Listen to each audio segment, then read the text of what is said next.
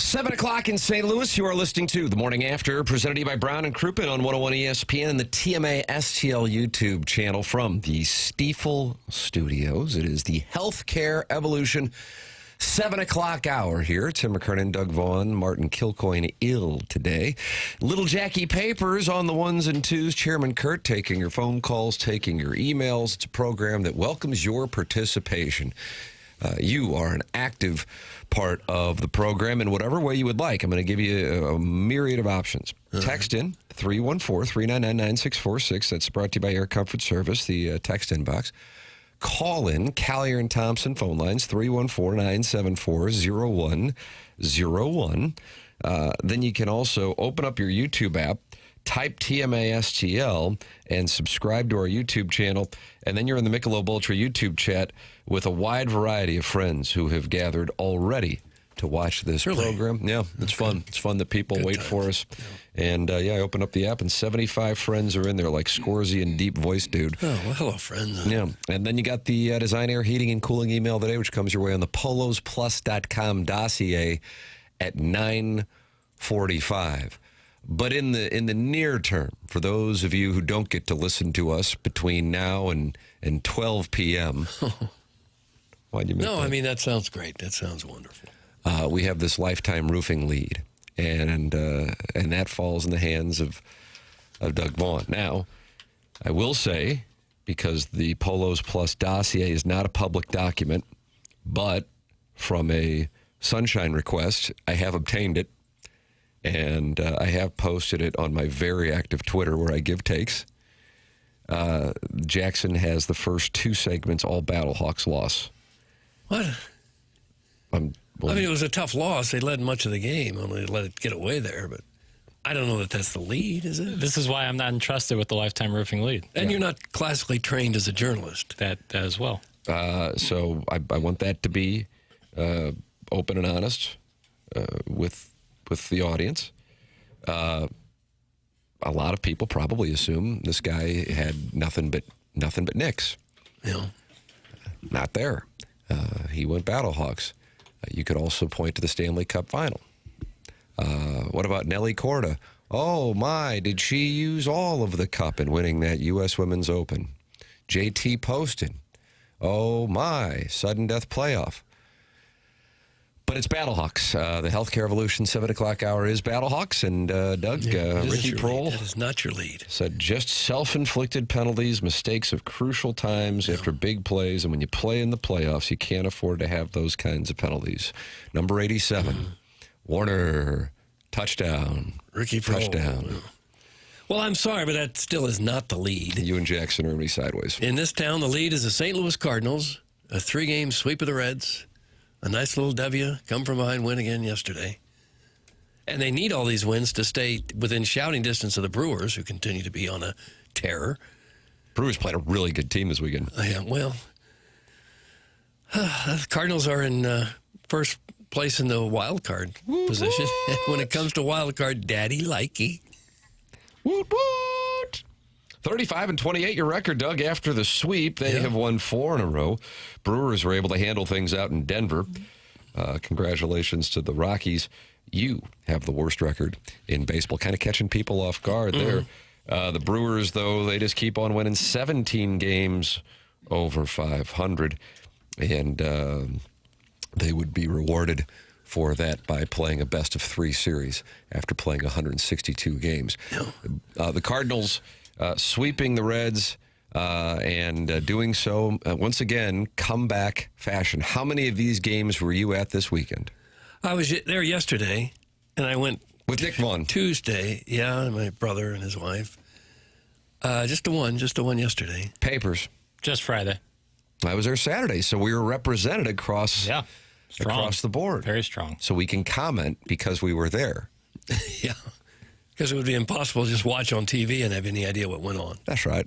That's correct. In fact, you see twice as much on TV as you do when you're there. Well, you see replays and you hear analysis of the game, and you can see where the balls and strikes are going. I saw Terry Francona gently tossed out of the ball game on Friday. Gently? Very gently. A very gentle, just kind of a point and flick. You're out of here. Do you miss those wild arguments now that they review everything and you don't see very many of them anymore? Yeah, but don't you think Francona wouldn't be the kind to be like real wild? I don't know. Maybe there's some video out there that would prove me wrong. Yeah, he's not Lou Piniella or Earl Weaver or one of those types. No. Just for the record, Doug, back-to-back texts in the Air Comfort Service text inbox are not happy with your lifetime roofing lead. Really? Your team, the Battle Hogs, they changed their name? Should always be the lead. You don't know what you're talking about, Doug. That's from Drinking with Kevin in Wright City. Okay. And then from Total Power Washing. Screw Doug. We need to talk about how we don't go for 4th and 1 in the first, but 4th and 26 in the 4th with 7 minutes left. WTF. That's from Total Power Washing. All right. Well, I just am pretty confident that the Cardinals have a whole lot more fans than the Battlehawks in St. Louis. Not that the Battlehawks don't have their faithful. They do. But the Cardinals just cast a wider net. You're making an ass of yourself, just for the record. Okay, sorry. We will get to that 4th and 1 and 4th and 7 and other decisions later in the program. But because contractually what Doug says goes with the lifetime roofing lead, that is our lead. The Cardinals sweeping the Reds. What stands out to you about that win yesterday? What do you think? What really stood out to me were the two plays that J.J. Weatherholt made at second base, both Gold Glove caliber plays. Cardinals made the plays, thanks mostly to him when they needed it, and the Reds did not. The Reds had a couple of bad defensive plays there late in the game that cost them the game. Detroit Tigers 2006 World Series. Yeah. It was bad baseball over the weekend for the Reds. Yeah, they didn't look real sharp. Friday's bottom half of the 6th inning. Poof. Shoot that one into the sun. Just letting guys walk in three runs. Yeah. But Weatherholt continues to really impress me as a second baseman. Wasn't a part of it up until yesterday. He was not in there on Friday and Saturday. Yeah, but he is really good there with the glove. And Wynn was out at shortstop, and Fermin made a play there where he was a little casual, allowed a guy to get on base. I think Wynn would have handled that play. But for the most part, the Cardinals played good defense, and that was the difference in yesterday's game, I thought. Something that just over the course of the weekend stood out to me. I realized this wasn't the case with Friday's festivities, but being there on Saturday and then watching yesterday, even when they are losing, I expect them to win. That's just a feel thing, but I'm curious if you gentlemen and people in our listening audience and viewing audience feel that way as well. There was never a doubt for me up until Riley O'Brien's exciting 9th inning on Saturday that the Cardinals would come back and pass the Reds on the run total. Part of that, I have to say, is because you have Cincinnati's bullpen, which is, I think, the official fire squad of the National League Central. You also have starters not going deep into games. You knew with Lauder yesterday that was going to be the case. And to the Cardinal credit, strategically, maybe minus Gorman, they were working counts yesterday. And all that did was expedite the exit of Rhett Lauder, which then gets you into that bullpen. And in addition, Lauder was helping the cause by not finding the strike zone and walking them left and right. The Reds have quite a statistic on their hands, and that is they have walked the bases loaded and driven in a run with a walk 20 times this season. And we are sitting here on June 8th. 20 times they have walked in a run. Reds pitching walked 8 Cardinals yesterday. The Cardinals walked 0 Cincinnati Reds. And it looked like the Cardinals weren't going to take advantage. Left a lot of runners on there early. Couldn't get that 2-out hit with a runner in scoring position, but eventually it took its toll on the Reds. The lead is the Reds fan holding his son over the video board by his ankles to get Brian Torres' home run ball. Shades of sweet Michael Jackson holding the baby over the balcony. Huh. That's legendary. That's from the convex piece of Tim's skull. Okay. I didn't see that. I did see the ball stuck up there for a while. And then the gentleman grabbed his son. I don't believe they showed him lowering him down. Yeah. In the Goonies, it wasn't Grant, but they lowered the bucket for Andy, and she had just made out with Grant's brother, Sean Astin, who would later sack the Georgia Tech quarterback. Yeah. and I believe he yelled down into the well, "Andy, you goonie." Am I right about that? I guess. I don't know. Well, anyway, that's what was going on in right field. Okay, so how old was the kid? 28. He's a 28-year-old gentleman? Looks maybe 9 years old. See, that's something that you miss when you're there sometimes 10 that years you old. wouldn't have missed on TV. Yeah, bad look. I know I usually like saying that, but it's tough. They get in trouble? Usher come and Usher berate them? immediately came and said, "Pick your son up. What are you doing? You're dangling your son over this balcony just to get a baseball." They got the ball, I hope. No. They didn't get it. No. Oh. He would have had to rappel another 5-6 feet to get to the ball. The usher's probably like, "We'll get you a ball. Don't drop your son on his head." But this was a home run ball. Okay. Shot. Papers is not happy. Are you kidding me? Holding your son like that? After what's happened, like we've seen fans fall out of stadiums and really get hurt or even worse. But this kid was 28 years old being held by his ankles. It would have been actually like, it would have made more sense had it been like two 22-year-old kids and one of them like helps his buddy. This is a father, or what I can only presume to be a father. Yeah. Or a bad stepdad. Yeah, or crazy uncle. It is amazing. Crazy Uncle Roy. That was Uncle Roy? Yeah, I think it was Uncle Roy. It's amazing the lengths that some people will go to get a souvenir baseball. A 85-cent baseball. Yeah. That they liberally throw into the crowd. Whenever. 2 or 3 times an inning, a ball gets launched. Someone into the crowd. sneezes near the ball and they'll throw it into the damn stands. Run him, Papers, run him. That's from Jub, the Rub. You can rub him by calling in 314-974-01. And all of a sudden here, Doug, storms have moved through the metro area. Why, it's pouring down rain in Creve Coeur. I see we're under a flood watch. Yeah. Yeah, it's supposed to rain. And then I think tomorrow through Thursday, it's going to be hot. Is that right? Hot and wet. Oh. Is that going to allow that ball to fly for you? No, probably the opposite, in fact. Oh, no. You're not going to be able to play in this, are you? I can't, not in this. Jackson and I have a charity event today, and Papers is concerned about the rollout now. Well, yeah, that's I desire it. I've transitioned to a low ball flight. Oh, is that right? Yeah, Irish style, let it run. What does that mean right there? I caught that, and I take offense to that. You got the wind coming off that water there. You got to keep it low. I thought it was a shot at my people's height. That's what I took that as. Did you catch that, Doug? That seemed offensive. Wouldn't mind a notes apology on Twitter. Are the Irish particularly short? Thanks, Doug asking the question. Because I was unaware of all of the Irish stereotypes. Well, there's that leprechaun. Thank you. Okay, Exactly right. That makes sense. Okay. No, I catch well, it doesn't this make stuff. sense. It's wrong, but I gotcha. Jackson's a Belfast guy. No, give the 6 counties back. I've said it many a time. Give the 6 counties back, Doug. That's the theme of today's program. In addition to the thoughts on giving the 6 counties back and taking them from the imperialists, we are also, this hasn't really been covered thoroughly, but Tamar Scherer is the one who reported it initially. Victor Scott is going to Memphis. Yep. How about that? Nathan Church back up. Victor Scott it would be going to Memphis. Now, the corresponding move was not reported, but last night at approximately 9 o'clock, Tamar Scherer, who works at KMOV and Matrix Midwest, tweeted, the Cardinals have optioned center fielder Victor Scott to AAA Memphis. He did not travel with the team to New York. Scott was batting .194 with 2 home runs, 9 RBIs, and a .534 OPS. The expectation would be the corresponding move, Nathan Church. Tough break for Scott. I mean, he hadn't done much of anything offensively this year, but nonetheless, he'd been a regular almost every game. Good. Starts almost every game. Did last year, solid too. weekend, too. Yeah. Here's what I say about this in general. Of course, it's nothing personal against Victor Scott. I love, Doug, watch it. I'm going to do it for you, even though I've got a sore throat, but this is what the people tune in for, because I do have the tongue of a hummingbird. Right. I love what the Cardinals do. Chaim Bloom will go, yeah, I don't know what to tell you.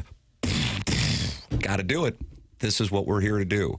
And whether it was Velasquez last Friday, whether it's Scott last night, got to do what you got to do. You don't perform, you don't get a spot. It's not CYC.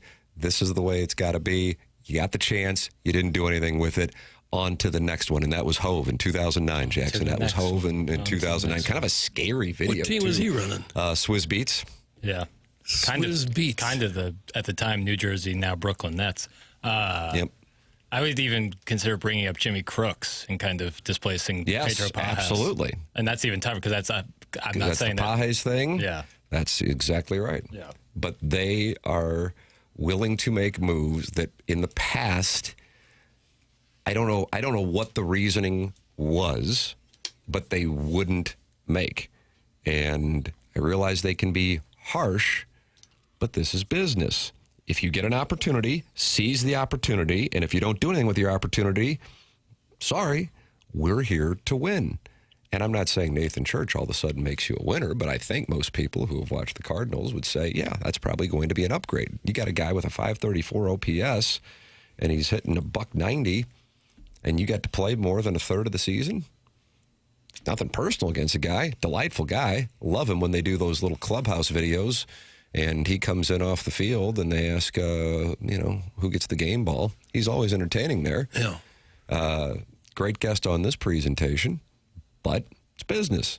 And Nathan Church gives the Cardinals a better chance to win.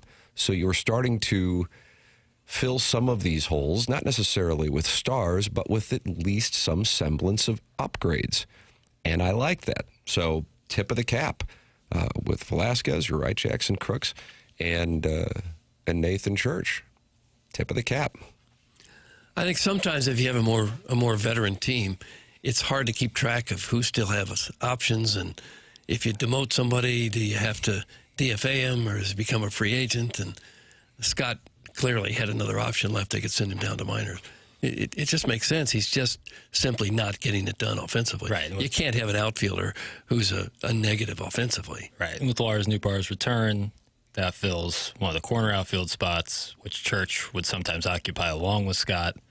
Yeah. So now it changes. The next big question, what do you do with Gorman?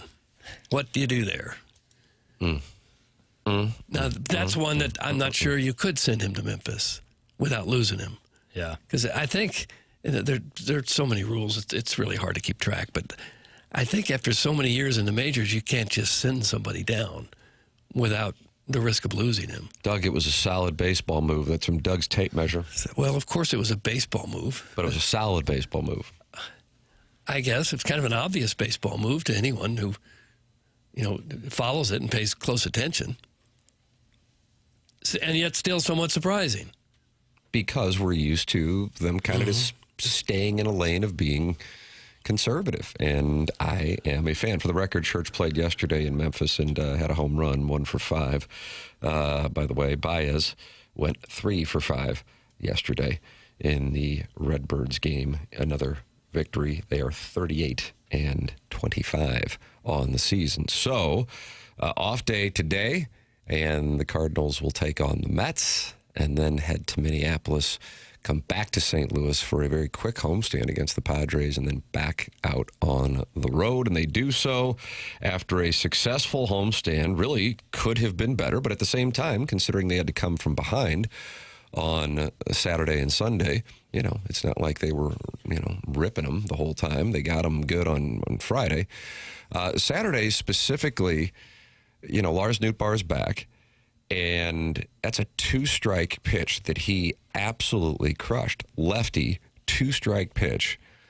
And being at the game, and being there with my family, I'm sitting there going, man, I'd love to see him win the game. Boys are in the game, but now you got 2 strikes. It just, at this point, just put the ball in play because it looks like it's going to be yet another opportunity that goes by the wayside. The Cardinals had so many opportunities in that game and weren't able to convert on the Crooks double play. Which I think was scored, Doug, 3-2-4 perhaps. He was safe, but the Cardinals had already used their challenge, so they couldn't challenge it. And it's just a really frustrating situation. And I mean, right off the bat, you knew that ball was gone. Mm-hmm. I mean, that thing was crushed. Lefty Lars Nootbaar, and he was fired up as he crossed the plate and headed into the dugout. That ballpark was uproarious after that. I like the way the game ended. When it was Saturday, right? Not Friday? Saturday. When it looked like they ABS. walked in the tying run. They go, wait, not so fast. Get back here. Looked at it again. No, that wasn't ball 4. It was strike 2. An obvious challenge situation like that. Yeah, why not? You got to do it. And a great great play by Crooks to just immediately, because to have the presence of mind as a young player, and ABS is brand new, to be immediately as it happens to tap the head. You just have to hope that Game 7 of the World Series is not determined by a challenge where they go, oh, we thought we just tied it. No, you just struck out. Series over. Well, the Cardinals would have 12 championships up there if they had replay in 1985. But it wouldn't have ended the game. I'm talking about the last out to end the whole thing. It would be kind of anticlimactic. I would bet in the next 5 years that'll happen. Or That the World Series will end on an ABS call. the last at bat of a World Series, ABS will play a major role in it. Wow. Like Look at flip, this. like flip. You're going to get good odds on that. Like a strikeout, the team celebrates, but the ABS, you go with the ABS and the ball. You'll be comes challenging out. every call that's close for sure. As long as they have, you got to be smart with your challenges, though. Still got to be smart. You got to save them. Yeah. You know. I am really becoming a fan of Bloom. This is a great move now. Take Gorman and Pages out behind the barn, too. Doug, that's from Tom Bernansky's Batwing. They don't deserve the old Yeller treatment. It'd just be nice to get Gorman right because he's got so much potential with the bat. And he's not getting right where he is right now. Right. Why do you say that? Because he seems to be getting wronger. He seems to be more lost at the plate, not more dialed in. And it'd be great if he could go down there and maybe get a lot more instruction and somehow get on track, because he'd be a real weapon to have. But again, I'm not sure if that's even possible without having to put him on waivers. For the record, Blaze Jordan is not on the Cardinal 40-man roster. Based on reporting, him playing third base in the majors seems unlikely. They see him more as a first baseman DH, Yeah. and that's not a great position to be. You said based on our reporting. I don't know if anybody on this show has reported anything. Certainly not our Okay. reporting. Because you said first person plural possessive, Doug, and I thought to myself, I just need to. I thought I said based on reporting, not based on our. But yeah, that seems to be the consensus, is that he is not. So who's reporting? viable I'm legitimately third asking and not trying to bust your balls. No, I got you. I believe Bernie Miklasz had originally reported it, and I believe Derek Gould corroborated. But I will find out for sure. Because you got a guy down there with 10 home runs and 911 OPS, hitting 315. That would strike me as a real potential solution. Yeah. But you can't hide anybody at third base. If he's not really good defensively, I don't think he could hit enough to make up for that. Or you'd have to hit a ton to make up for that. There aren't many butchers at third base defensively. He was playing first yesterday. Yeah. Blaze Jordan is who we're talking about. But Church likely back with the Cardinals tomorrow. Victor Scott sent down last night. That is per Tamar's share of KMOV. It is 7:23 in St. Louis. Time check brought to you by Clarkson Jewelers, an officially licensed Rolex jeweler. Tim McKernan, Doug Vaughn, Martin Kilcoyne ill today, and Little Jackie Papers on the ones and twos. And we welcome you to participate by calling in. Chairman Kurt standing by the Collier and Thompson phone lines. Anything's welcome. 314-974-0101. By texting in the Air Comfort Service text inbox, 314-399-9646. And by emailing in for our Design Air Heating and Cooling email today, the morning after at InsideSTL.com. Design Air is online at DesignAirService.com.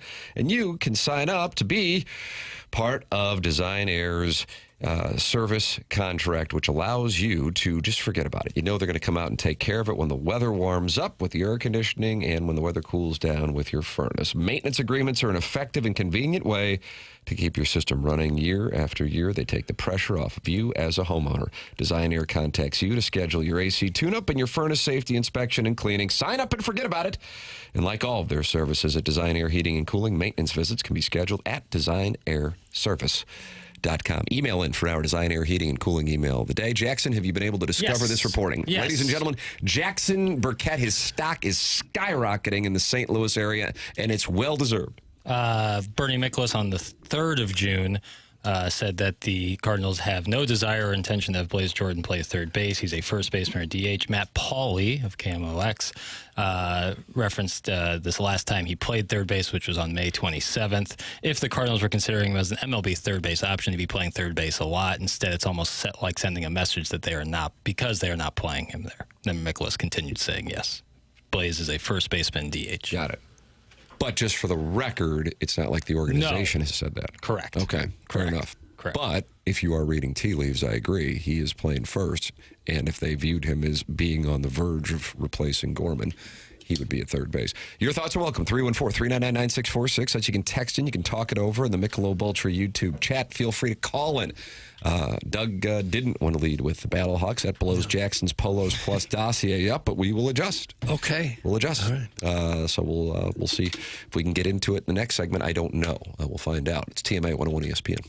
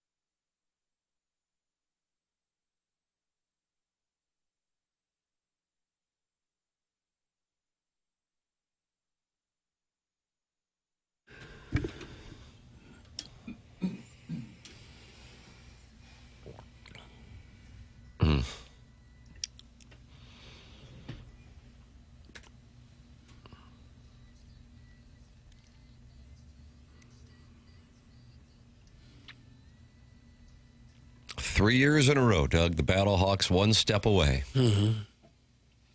And Well, Billy Gilman comes on and says, not today, Battlehawks. Just didn't happen for you. Not today. 29-20. Do you view Louisville as kind of the Golden Knights of the UFL? I've said that for years, Tim. I mean, but this is the first. Yeah. But for years, I saw it coming. And so, sure, that's what I consider it. The Battlehawks took a 20-18 lead in the fourth quarter, where they were outscored 11-0 to end the season before a crowd of 18,111, the smallest ever for the club, almost 10,000 below last season's playoff crowd. Why do you think that is? Novelty of it's wearing off? Cardinals playing interest. right down the road? All of the above. Yeah. I really think if they would do themselves a favor, if they could find a Missouri or Illinois player to kind of market around, but it's tough to do that. You know, anyone who can is going to go to the NFL, of course. Doug's a clown. You know, I don't know why. I don't know why, but from the 314, clown emoji was sent in. yeah, well, that's fair. I've never argued that. The Battlehawks are still a thing? That's from Sniffin' Holes. Well, no, they are. They have been vanquished Yeah, by the Kings. Louisville. Hey, Doug, you're a dumbass. Okay, See, knock it now, off, now Lee. they're starting to get involved, and maybe what took place with Orlando, who was going to have to play their game in Columbus, but then wound up going over to Daytona. They were upset by the D.C. Defenders, so it'll be the District of Columbia up against Louisville. That'll have the nation talking for sure.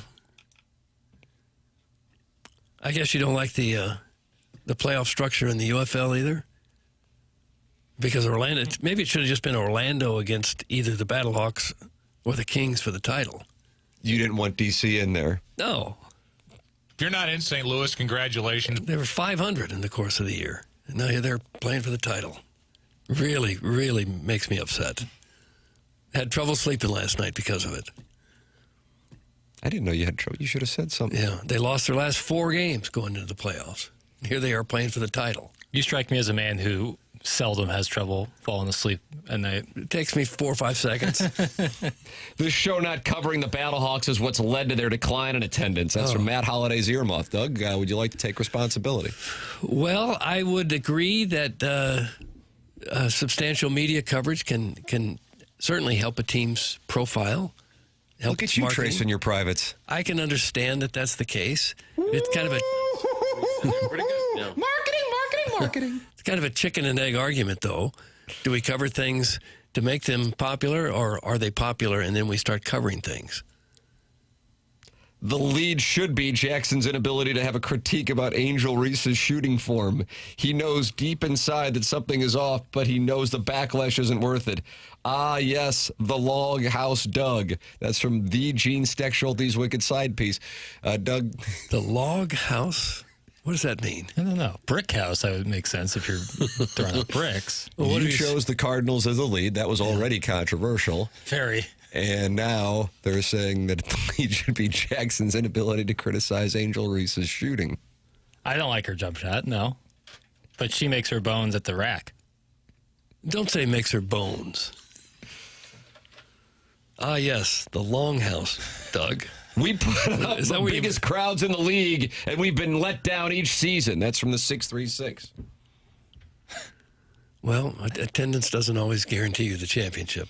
Perhaps he doesn't know that. Guys, Worldwide Raceway had a race last night. A lot of the same clientele. That probably impacted attendance. Yeah, It's from the could have. 314. Could have done the double. I saw Martin, who's ill today, but I saw him walking around yesterday in one of the driver's suits, and it made me giggle. He was racing? Yeah. Or I don't know, it was some segment he was doing where he was in the full jumpsuit. Thought it looked great. He must have gotten in a car and taken a spin around. He said the suit adds 20 pounds. I hope he got to ride around. That'd be pretty sweet. Yeah, it's terrifying with someone else driving. Yeah, well, I can terrifying. imagine. Guys, maybe if the Battlehawks had played in Columbus, they would have won. That's from Marcia's collage program. Can't rule it out. I don't know that would have helped.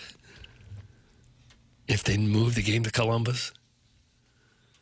Martin must have caught the Hoosier flu yesterday. That's American This Central West End. Martin and I have been ill for the last handful of days, and Martin texted yesterday saying I think he had to do sports final, and it was going to be late last night. And I think he was flying solo, Doug. That's the way things now work in these television departments. Yeah. When we were working together, it was you, me, Steve Savard, 2 producers, and 3 editors. Yeah. And Photographer, too. Yeah, now it's... Now it's one guy with a cell phone. Yeah. And Martin had been sick since Thursday, and I think I have what he has, and we call that the kissing game. Where did you catch the Hoosier flu? You go on a float trip or something? Ooh. Yeah, when's the TMA float trip? Oh, boy. I don't know, but I'll be out of town that day. Will you? Martin texted me last night, or I guess early this morning. I was asleep, but I woke up to it. 12:54 a.m. saying, just now leaving the track. I'm going to be out tomorrow. So I get you. Yeah. Well, when he texted us yesterday, I said, Yeah. dude, Take the day. I was thinking about going up and I haven't gone to the urgent care in a while, but that's where I was thinking about going. Yeah, I don't know. Went to dinner last night, Doug. My parents had my older son. My wife's parents had our younger son. So a rare night. Said, hey, we'll go get dinner. And of course, I got that charred octopus. Yeah, brother. Because I'm a meat and potatoes guy. And as I began to enjoy the charred octopus from Elvin Oak, it's like, Just yeah. no good. Oh, well, no, the octopus delicious. It was Right. a tentacle getting stuck in your throat. Oh, sweet mother of mercy. But like I said, Papers and I have a charity event today, and that's the deal. So I said, Martin, you take off on Monday. I might be out on Tuesday, and we'll get through it. And I didn't know it was the Hoosier flu, though. I didn't know that's what it was. Well, it could have been. Yeah. If you go to too many events, too many float trips and camping excursions. Martin got a case of Festus. He'll work through it with Zins and a little Jack Daniels. That's from Daddy Likey. Okay. That's what they call it? They're not just calling the flu the Festus. I didn't know that. I said you can't just name a municipality It and say doesn't that's seem why I'm fair. sick. No. Martin had a live newscast around midnight last night. Great exposure. That's from Beer Cats. Literally left the Granite City region around 1 a.m. Oh, Doug, God. How jealous are you? I'm having Vietnam type flashbacks. No surprise, Mr. Horton Watkins doesn't want to go on a float trip. That's from Brew for the Lou. I've said many a time I just hate a float trip. Really not for me. Yeah, I'm not going either. It's you can sit out there in the hot sun all damn day. Sandwich gets wet. I ain't doing it. The sunscreen just runs. There's not enough sunscreen in the world to possibly cover yourself. I hate it so much. Bugs the size of your fingers. Snakes, serpents, Snakes, frogs, critters, spiders the size of your hand. I'm not doing it. Tim, I'm sorry you got sick. That's from the Worcester Woods Wacko. Appreciate that. Okay. That's the right thing to text in. Is he sorry that Martin got sick? I just read what's Probably on the not. teleprompter. He's also got the Festus. I'm sorry. Oh, he says, Tim, I'm sorry. I got you sick. Oh, yeah, it's the kissing game. okay. There's a lot of kissing going on. Call in 314-974-0101. You can text in 314-399-9646. And, of course, email in for our Design Air Heating and Cooling email of the day. That is how you can partake in the Polos Plus dossier coming your way at 9:45 here on TMA. Sean McDonough got to call yet another classic Stanley Cup game. Doug, take a listen to this from Saturday night. All right. 4-0 VGK, and here come the Canes. Then we go to OT. And they score again from the half wall. Jacob Slavin. This is incredible. 4-3. They're poking away. Players are in the net. They score. Carolina has tied it on a power play goal. Tried to walk out in front. That got stopped by Slavin. Theodore drive off the back wall, knocked in. Vegas wins in double overtime.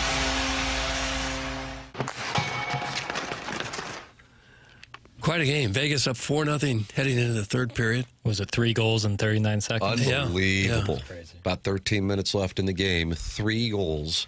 Bang, bang, bang. All of a sudden 4-3. And then with about 90 seconds left, and Your guy, Doug Torts, said he thought about that challenge that he made in Game 2 and how it led to a power play, and that factored in. But he also said following the game that he thought they got all the calls right, so he didn't think that there was an issue with the call. Rod Brindamore, on the other hand, who Jackson ranks as one of the hottest coaches in the NHL, not hotter than Lindy Ruff, for the record, had this to say following.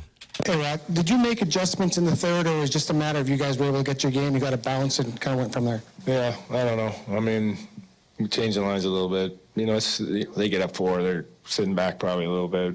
This is how it goes, and got to our game a little bit, and then at least we made a game of it. Doesn't really, you get no mall victories this time of year. It's like irrelevant to be honest. But you know, we got to regroup. I think we know, you know, going into this, you're not gonna win. It's kind of a little bit like the first game where we had just too many really not smart plays, and then they made us pay. Okay.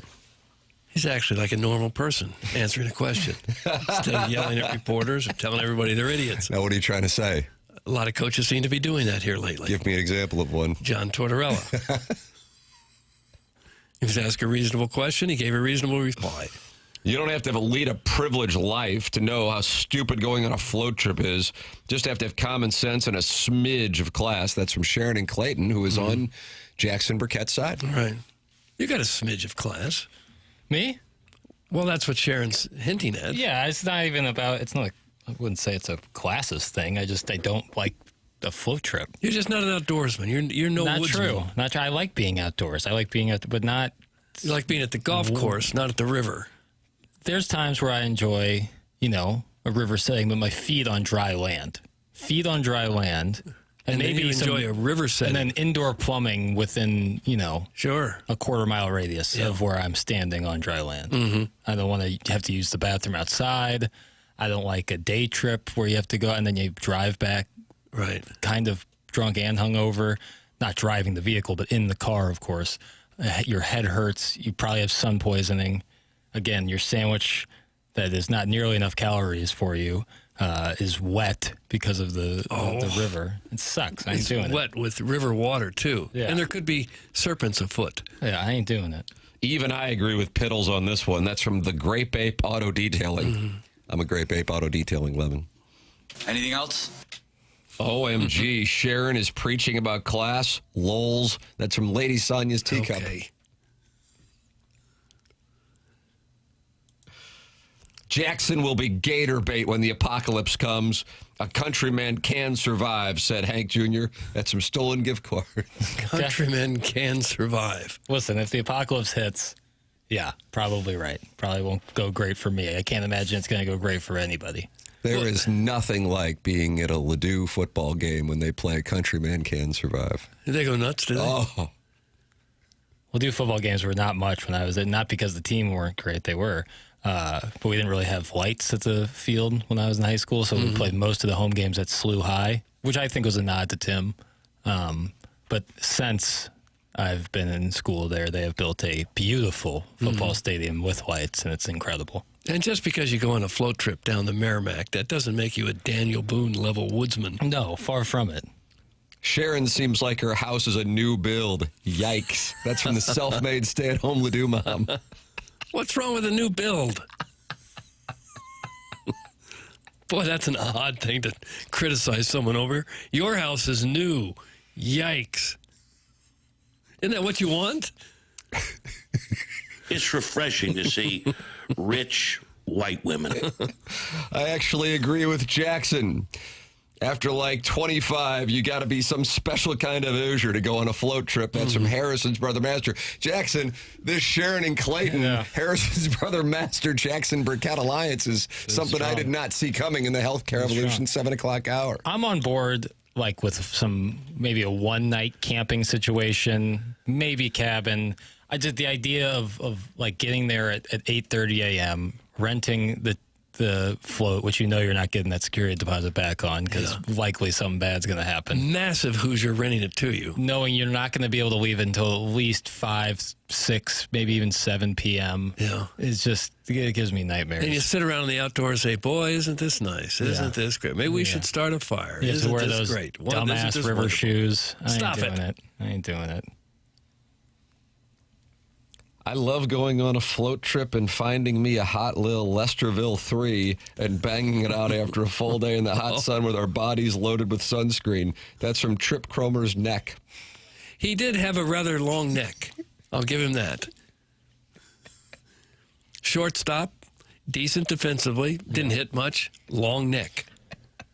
And now an active texter here on TMA, the program which is presented to you by Brown and Crouppen online at getbc.com or by calling 314-222-2222. That's Brown and Crouppen local. And don't you want a local law firm if you are in need of an attorney, one who knows the local legal environment? Well, that's Brown and Crouppen. They know that after an accident, money can be tight. So out of the gate, everything is free. They will come to you for free. They take your calls and answer your questions for free. That's Brown and Crouppen, Terry Crouppen, Andy Crouppen, and Ed Herman, longtime presenting sponsor of The Morning After. They are St. Louis through and through. They don't get paid unless you get paid. 314-222-2222 or go online at getbc.com. It's Brown and Crouppen. Remember, the choice of a lawyer is an important decision. It should not be based solely on advertisements. Call in. Callier and Thompson phone lines, 314-974-0101. Coming up on the Polos Plus dossier at 9:45, the Design Air Heating and Cooling email today, the morning after at InsideSTL.com. Text in 314-399-9646 and open up your YouTube app, type TMA STL, and you can talk it over in the Michelob Ultra YouTube chat with 258 friends. Doug, you are 50 subscribers away from the gold bullion. That'd be nice. Get to that 7,000 mark. Wouldn't that be nice? TMA Remote Lamps talking to Tanner Skid Marks and the Lemay adjacent Wildcat. They're all in there, and they're all watching the program and talking it over. It is The Morning After, presented by Brown and Crouppen on 101 ESPN.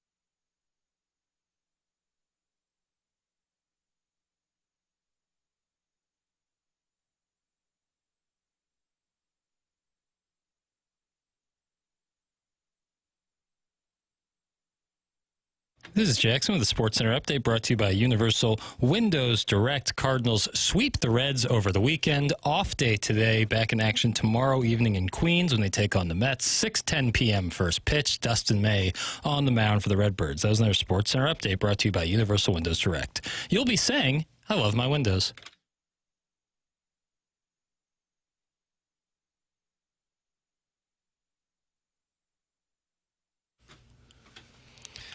So, Doug, this, of course, is Bonnie Tyler, Scottish lass. You think Jackson playing this means Robert McIntyre is going to win the U.S. Open at Shinnecock? I don't know that that's what it means. I thought she was Welsh. Maybe it's her birthday? It is her birthday. Okay. What do you think she is? I'm going to go 70. When did this song come out? 83, you think? 83? So maybe she's, who knows? Maybe she's 25 and 83. So I tack on 43 years. 48, 68. I'll say 68. Today is her 75th birthday. Oh, Wow. my. Okay, that's fun. That's fun, isn't it? Yeah, good times. Glad we played that little game. Can't have more fun than that. I agree with you. We got a friend of the program. His name is Chris Nagel. And, Doug, today is what they call the longest day in golf. Yep. And that is because throughout this land of ours, these United States of America, brother, celebrating its 250th birthday here coming up in less than a month. Competitors who made it through their local qualifiers go to regional qualifiers. And if they are successful, they get to play in the United States Open in the Hamptons at Shinnecock. And guess what? Chris Nagel is already out on the golf course, and he finds himself at the top of the leaderboard. 2 under par through 6 holes, and Chris Nagel could just find himself in his 5th U.S. Open. Couldn't beat us. No. Couldn't even get to the 13th tee box against us. But we have chosen sports talk radio over being professional golfers. Sure. Who wouldn't? Thank you. Where is Nagel playing? He is playing in Columbus today. Is there a qualifier here in Him in Orlando. Qualifier here in town somewhere? The local qualifier was at Winghaven. No, they already had it. Yes, and if you may recall, he called in after having to sleep on a playoff, woke up, birdied the hole, dropped his kids off at school an hour later, and then called into our program, all before 9:30. So what happens if on this one day you're somewhere where it's pouring down rain, you can't play? Do they give you another Probably day? tomorrow. I don't know. I honestly don't know. That would be a real bummer. Yeah. Sorry you don't qualify because it rained. He likes playing in Columbus. He's qualified for the U.S. Open multiple times, as I said, four times. He prefers playing in Columbus because they give away 4 spots to the U.S. Open there. The issue is Doug, they were at Jack's place this weekend, as you call it, the Memorial. Jack's place, right. Yeah. You didn't like the pin on 16? I didn't care. Jack waiting there with a milkshake and a handshake. That I like. Oh, my. Yeah. 2 shakes, the milk in the hand. Yes. And so the guys who did not qualify for the U.S. Open, all who played in the Memorial, are hanging out there and in the field with Chris Nagel. So he is up against a variety of professional golfers today to get one of those 4 spots. So best of luck to friend of the program. You can watch TMA take on Chris Nagel on YouTube. And was that 2022 at Meadowbrook? I think 3. 2023 at Meadowbrook? I feel like it was summer 23. And next on our dossier is Pat Maroon and Darren Pang. Come and get your whooping. No, summer 22. I'm sorry. October. Fall of 2022. And Stamp and I think we got to go get McGreevy in May. Oh, yeah. That'd be a great video. That would be really fun. No. That would be fun. I mean, it's like Bill Goldberg said in 1999 on Monday Night Nitro, who's next? No. Will we have Strode on our team? Because I feel like that's We need him. Yeah, that's a the major factor. He's a distraction to the other golfers. Doug, I don't know who said Nolan Gorman didn't have any options yet left, but they are not happy with whoever that was. Who said that? I said I didn't know. I said it was confusing to me, and I didn't know. Papers just pointed at you. That's bad in the room. Yeah. Listen, I've been. The barrel's been pointed at me many a time, and so if I can offset I'll try. Nolan Gorman does have options left. Does he? He has played in, 9 games since May 28th and has 1 hit. That was a home run. Yeah, opposite field. A little opposite field home run. In the month of June, he is 1 for 15, and in those 14 outs he has made, he has struck out in 50% of them. Well, it happens. I don't know. You guys, we've all been to a game this weekend. That's right. Certainly plenty of games this season. There seems to be like an audible sigh when he comes to play, especially with runners in scoring position on the heels of like a productive inning. It just feels like the momentum in the stadium crumbles. I agree with you. It's borderline pointless. Yeah. And it's unfortunate on a team. And, you know, all things considered, this season's gone about as good as you could hope for if you're a Cardinal fan. Well, they moved him down to 8. Yeah. They did move him down, which is not encouraging, but it's just He like is behind Brian Torres and Jose Fermin yesterday, and he was pinch hit for by Nelson Velasquez. right. And even with like those guys who like if The one guy he was hitting ahead of is now part of the Memphis Redbirds, is Victor Scott. For those of you not aware of this and just joining us this morning here on the Morning After, has been sent down. Tamar's sheriff, KMOV, reporting that no corresponding move announced. The expectation, I think, is that it will be Nathan Church coming off the IL and joining the Cardinals in Queens when they start their series with the Mets tomorrow night. Yeah. And it's just like even some guys who probably have similar numbers to him batting average wise, you feel like they could at least put the ball in play in a situation where there's a runner on third, the sac fly would be great. With Gorman, it's like it's just almost certainly a strikeout. And it brings a lot of the energy out of the ballpark. I feel bad for him because, Sure. you know, with all the positivity going on around him, it's probably hard for him to feel like he's part of it right now. No doubt. Better get D-May and rookie bitch up and rolling in your golf match. D-May's getting traded at the deadline. That's from the Kroenke hater, Doug. Well, that's possible. Bob Certainly Nightingale possible. put in his USA Today article yesterday that he believes the Cardinals will try to move Dustin May and Jojo Romero if they are to slide down the wild card race.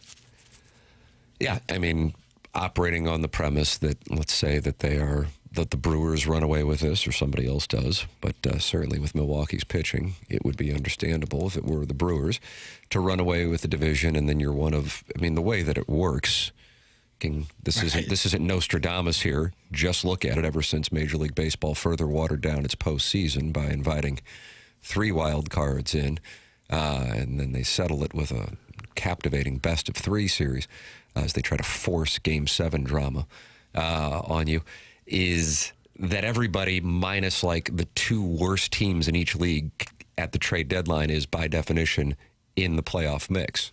But they might have 8 teams between them and a playoff spot. So you get into this weird line of demarcation. I'll bet you I'll parlay this. The Rockies will not be in the mix. Probably not. And then almost everybody else in the National League will be in the mix. Again, if in the mix is within 6 games. But that's just math. That's not a phenomenon. Baseball might try and spin it and say, look, everybody's in the mix. But when you open it up and everybody plays everybody, that's how it winds up working out. It's not a phenomenon. Stop it. Oh. You're bothering me. Well, how's this stat? The Cardinals have the longest winning streak going in baseball. How about that? How's that sit with you? Woot, woot! 4 in a row. Tim, I might have just developed another sports talk radio guy who gets upset by the reality of his own take. Yeah, stop it, you're bothering me. Who? Myself. That's a rare one, but I like that. I mean, for the listeners, imagine how much I drive you up the wall. I'm stuck with me all the time. Oh, how do you cope? Might get back on the hair loss meds. You can text in as well, 314-399-9646.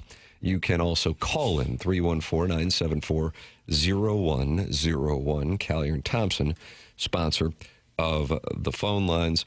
Lars Nootbaar really enjoyed his time this week, and that home run on Saturday. I mean, that was just the absolute best. But He was talking it up on Friday evening after he made his return to Busch Stadium. So let's go talking it over with Lars Nootbaar, who certainly provided a boost this weekend in the Cardinals sweep of the Reds. First time in a while I've had true, full body goosebumps jogging out to the field. And, that butterfly feeling's a good feeling. And, I thought about it a ton, and, that feeling and the roar of the crowd and all those things, that's not a given, and to take that for granted is stupid. And so, for me to not have those feelings for a while and get that kind of taken away from me kind of motivates you a little bit, but then you really appreciate it in the moments like today where you're back on the field with your boys playing and you hear the crowd and you see the Tarps Off crew and all the people yelling "New," really special. So that was Friday. Then he gets the opportunity. He doesn't start on Saturday. Comes in as a pinch hitter, and then in his second at bat, 2 outs, 2 strikes, facing a lefty, Lars Nootbaar does work and hits the home run. And when he crossed home plate and made his way to the dugout, he was fired up. Got the curtain call. Riley O'Brien with an adventurous 9th inning after getting 2 outs quickly. And then because of the ABS and the year of return, Sal Stewart then on the next pitch grounds out. The Cardinals get the win. Nootbaar fired up. Here's what he had to say following Saturday's dramatic win. Yeah, that one was cool. Especially in those moments where you don't really expect it. You're coming off the bench late in the game there. But be able to get that second at bat was nice, and I can't lie, it felt pretty good. Yeah, it's cool, man. It's completely different from anything I've ever experienced. Not saying it's good or bad. This is good, but it's just different. I remember when I came up, our starting staff was Adam Wainwright. We traded for Jay Happ, Wade LeBlanc, John Lester, KK, Miles. These guys. Miles was the young pup when I first came up, and the next year, we got a guy named Albert Pujols in the lineup too, and he was mixed in there with Yadier Molina. And now we got a bunch of young guys in here, so it's completely different. Won the division in 22, went on that 17-game run in 21, and so those were obviously amazing times here, And so, but the feeling in this clubhouse is also great. It's just a lot different, and now I'm the old man yelling at kids to get off their front lawn, I guess, on this team, but. It's fun. They get into it, and you've seen it kind of go throughout the league, but I just think it's really cool for the fans and for us. We love it. We love the support, but it's another thing for the fans to get into too. Another reason for them to come in. And if you got a kid I'd advise 18 plus going out there and to hang out with those guys and kind of taking their tarps off and doing that thing, it's great. And another reason why fans can come out, be entertained, be a part of it, and be a part of us, really, because we feed off that energy, and, they do too. 18 plus, he's suggesting. For Tarps Off. I see a lot of kids out there that aren't 18. Right. Whatever, that's fine. He's a good guy to have back. I mean, Captain Obvious said. But they were certainly at least one bat short in the lineup, right there in the number 5 spot. And it's really kind of a different lineup, I think, with him in there. Even if he's not, one of the best sluggers in the league, he's still considerably better than what they had there before. Mm-hmm. Tim, thank you for inspiring the Cardinals to get a sweep this weekend with your attendance. That's from the Salty Bald Dad from Caseyville. Well, Papers was there on Friday. Yep. I was there on Saturday, and Doug closed things out yesterday. Yeah, it was kind of like we were spot starts, Well, the players would look to find us and see us there and say, okay, let's win one for these guys. Friday was a weird game. You had the call on first base of the guy being off the bag, the first baseman, which I had rarely seen before. He looked more as on the bag as any other first baseman, and there's no angle that the review could show that would prove one way or the other. So Francona, I said again, gets gently tossed from the game. Most fans of the stadium did not know he got tossed. And then, at the bottom of the 6th inning, they walked home 3 or 4 runs. Couple errors. It was a really weird game, in a game where they dominated. And Hunter Dobbins does another 4 or 5 inning save. As many cameras as they have trained on that field, I'm kind of surprised they don't have one permanently aimed with a tight shot on first base. Because there's a lot of plays where you think, did he have his foot on the bag? Did he not? And they didn't really have the definitive shot of that Friday night. You know what I think would be good? They have these cameras attached to glasses. Yeah. And Meta does it. The first base umpire should have those on, and that's what they should look at for the reviews, because he had the best angle at it. That's why he made so the you call. take his glasses off. That's assuming he's in the right spot. Right, but I think because that was the issue, is there's no angle of it from his point of view, which was the only way you could see if his foot was on the base. But how often would that be a thing where a foot could come off the base? I think that the first base umpire should be wearing those glasses. Camera glasses. Camera glasses is the proposal from Jackson Burkett. Your thoughts on camera glasses, 314-399-9646. And, of course, you are welcome to call in as well. But podcast the program anytime you want. You can do so on YouTube or the TMA STL app and the 101 ESPN app. Download them both. They're brought to you by Schaefer Door Company. Doug, Schaefer Door Company is Jason Gossrau's company, SchaeferDoor.com. They're going to take good care of you should something happen. Garage door falls on your head or on a pet or something like that. Usually that doesn't happen. But if it just won't go up or it won't go down, you know who to call. You call Schaefer Door. It's the only name you need to know in garage door repair. They service all kinds of garage doors, and they do new installs with LiftMaster. LiftMaster garage door openers are strong, quiet, and Mister, they are versatile. They also have that special Monday morning standby service at Schaefer Door. They were probably busy this morning, probably still are. A lot of doors seem to break over the weekend because they get a lot of use.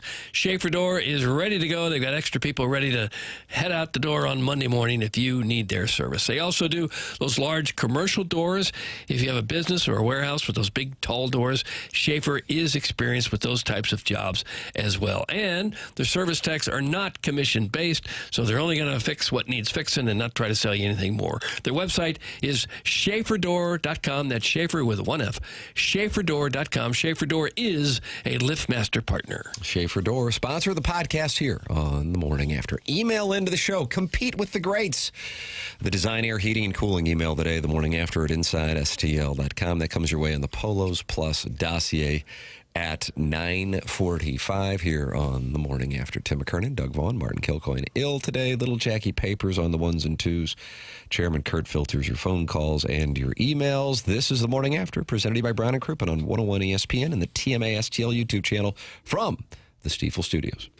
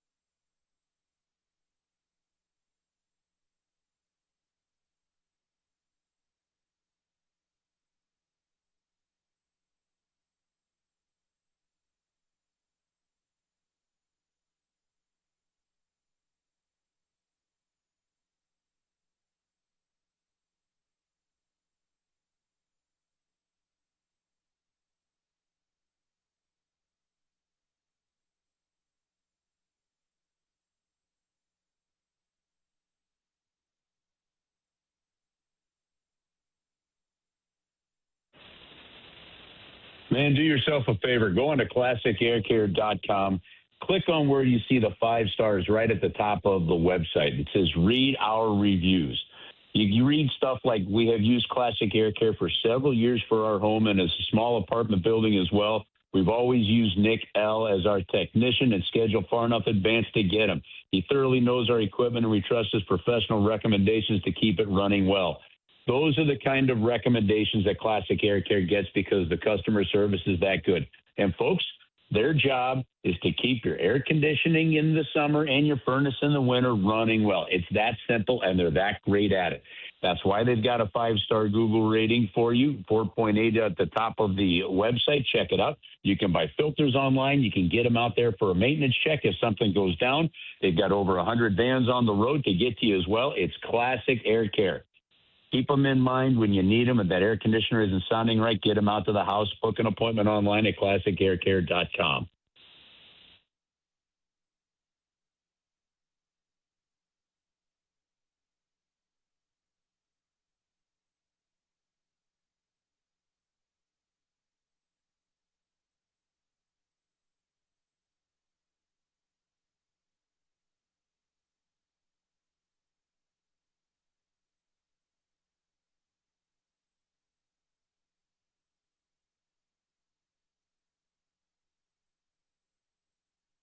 Welcome back to the Morning After 101 ESPN. Tim McKernan, Doug Vaughn, Martin Kilcoyne ill today. Little Jackie Papers on the 1s and 2s. And if you would like to call into the show, you can do so at 314-974-0101. Collier and Thompson phone lines. Chairman Cart standing by to take your calls. And also email in the morning after at InsideSTL.com for our Design Air Heating and Cooling email of the day. That is how you can get involved in the program. Every Monday in the 8 o'clock hour, we are joined by Chris Kerber to give us his perspective. And Kerbs joins us now on the Collier and Thompson phone lines. Morning, Kerbs. Morning, Tim. How are you? I am wonderful. We are enjoying what looks like, at least through the first 3 games, a classic Stanley Cup final. And Saturday night, 4-0, and then Carolina with 3 goals, 39 seconds, and then into overtime they go with the late goal to tie things up. What are your thoughts on what we have seen so far in the Stanley Cup final? Well, that comeback was unbelievable. You get the natural hat trick by Mitch Marner in the second period. He gets an assist on another one, so he's got a 4-point second period to just put everybody in Toronto over the edge again. And then you watch Carolina just battle back, and they chip one in, and they got a good bounce, and you're like, holy smokes! And we were actually having a late dinner at Circle 7 after Parkway West. The girls took 3rd place in the state championship run there, and I mean the whole restaurant, the bar was just glued to it. So then, we were done, and my one daughter says, "Man, we can't leave till the end of the game." Like, okay, so it was a great run, a great game, and 3 one-goal games so far. But as tight and entertaining as these games have been, Tim, if Carolina is backed up against the wall. This is a must-win game 4 in my book, just like game 2 was. So it could be a very tight but quick series if Vegas ends up taking game 4, or Carolina can really stretch this thing out. But it's been a really fun one to watch. You mentioned Marner getting the natural Hattie there, and he's got 10 goals in the playoffs now. How did Toronto let this guy get away? Toronto made some weird decisions, man, and hindsight's 20/20 on this one for me, Doug. But I go and I look at the Edmonton Oilers and the Toronto Maple Leafs, the Buffalo Sabres. Those teams we talked about that had these long playoff droughts.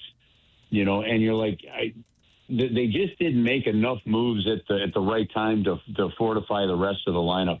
But of the players to let go, I mean, to let that 100-point player go, I think Toronto just realized how important that he was, and especially being a local kid. And look, the fan base is tough. A lot of things were going on, and the fact that I don't think they got a great return for him anyway. And to me, it's just one of those decisions where, they made a big mistake. But the problem is and the real challenge with some of those teams is when you're drafting high as much as they were, and you've got stars like Matthews and Marner, you got to figure out how to put a whole team together in a salary cap era. And as those guys were hitting their kind of stride of a payday, you were still in the flat cap, and it became really difficult for them to be able to do it. So that's one of those that you scratch your head because you don't really have the return, and you're sitting there going, man, oh man, he's just too good of a player to have let go. Probably some Blues fans watching that series wondering how they let Ivan Barbashev go, too. He's really been good since he went out there, hasn't he? Oh, he's been fantastic. Absolutely. And you understand why they traded him when the Blues made, the philosophical and organizational decision to pivot, build around Kyrou and Thomas, and kind of go from there and kind of to avoid a long downturn. Now, they've missed the playoffs 3 of the 4 years, but from the moment he was traded to go out there and have played on a top line, get extended with a reasonable 5x5 deal, that one's probably been one of the tougher trades to swallow when you see the style of play he has, how he still plays, the success he's had there, the reasonable contract, and maybe a little more so because you haven't seen Zach Dean, who the Blues just signed to a contract extension.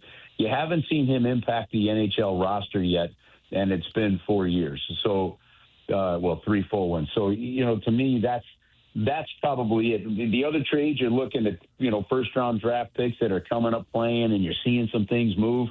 You haven't seen that one go. So that one probably makes it the stinger of most of the trades. Yeah, and he's still only 30, so it's going to sting another 2 or 3 years probably, too. Yeah, they've got him under contract still for another 2 years after this. Yeah, they've got a good deal on him. You hearing anything about what the Blues might do with the draft as far as trying to move up? No, so I did an interview last week, and I'll have it out hopefully early this week. But I did an interview with Tony Feltrin, who's the Blues director of amateur scouting.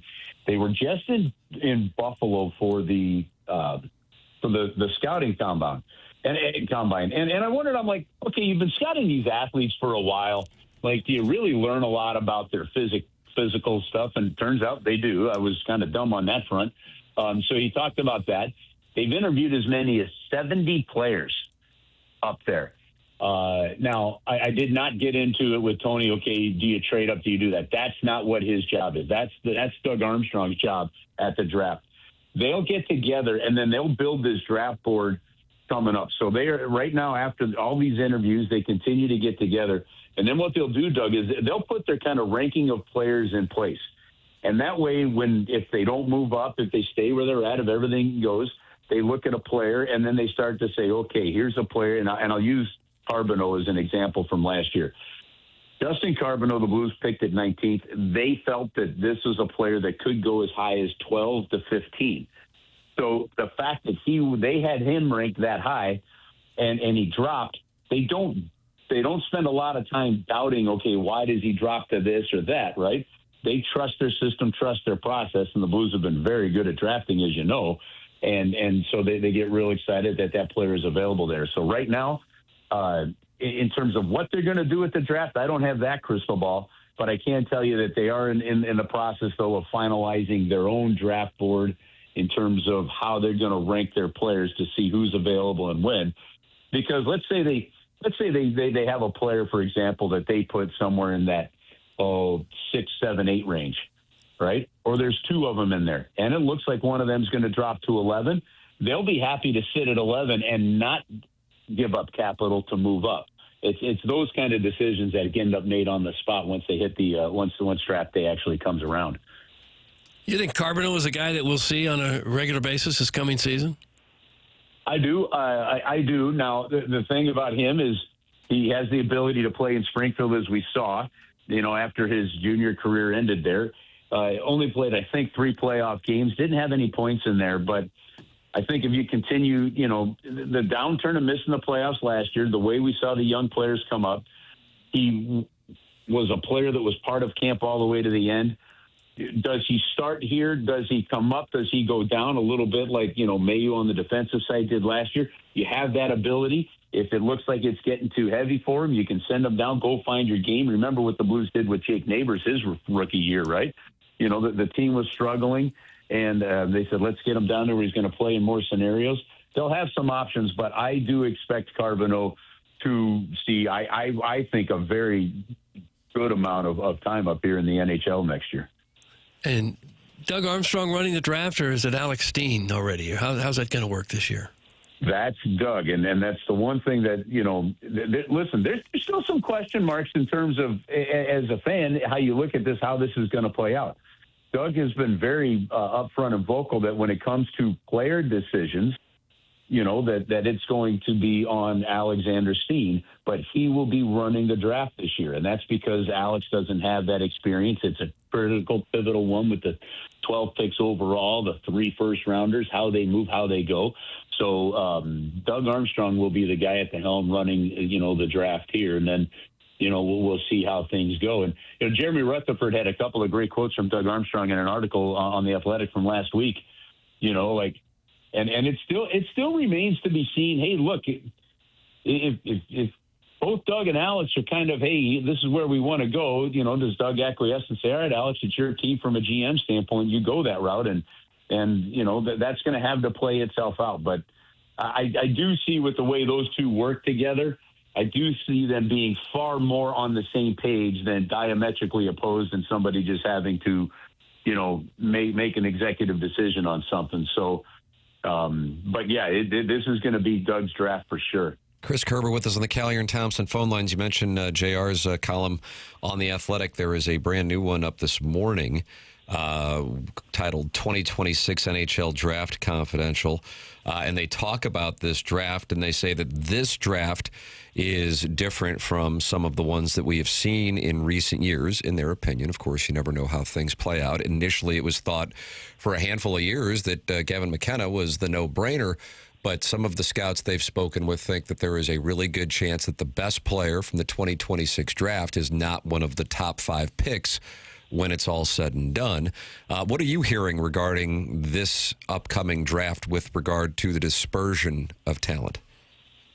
I started asking some questions back in February, you know, when it looked like, hey, the Blues might end up falling in that top 5, right? And the way it was described to me, and then I'd say 3 or 4 different teams that I talked to about this, like people associated with 3 or 4 different teams, from some scouts and also from some upper management levels. Okay. And the way it was described to me was it's a deep draft. It may not have the way you look at it now, a Macklin Celebrini or a Connor McDavid. But you are going to have some good play, and you can get some good players all the way through the, you know, impact players all the way through the 5, maybe even 7 or 8. So that's kind of the approach they had. Some good forwards, but they did say even then that you're right. You know, that there's 3 or 4 players that they feel any one of them could go first overall. So I don't think that it's a lock that Gavin McKenna is the first overall pick to the Toronto Maple Leafs, depending on what they need and how they're looking at it. I mean, look, let's face it. Go back to what we were talking about with Mitch Marner. Yeah, you might be looking forward, but there's some pretty solid defensemen in there, you know, and when you look at Toronto, where Toronto has desperately needed something, it's been defensively. So I don't know that Gavin McKenna to the Toronto Maple Leafs would be a lock based on the draft, the way some people have described it to me, and some of the defensemen that are available in this. So, yeah, there's opportunities in there. And Tim, it's one of the things I talked to Tony Feltrin about, too.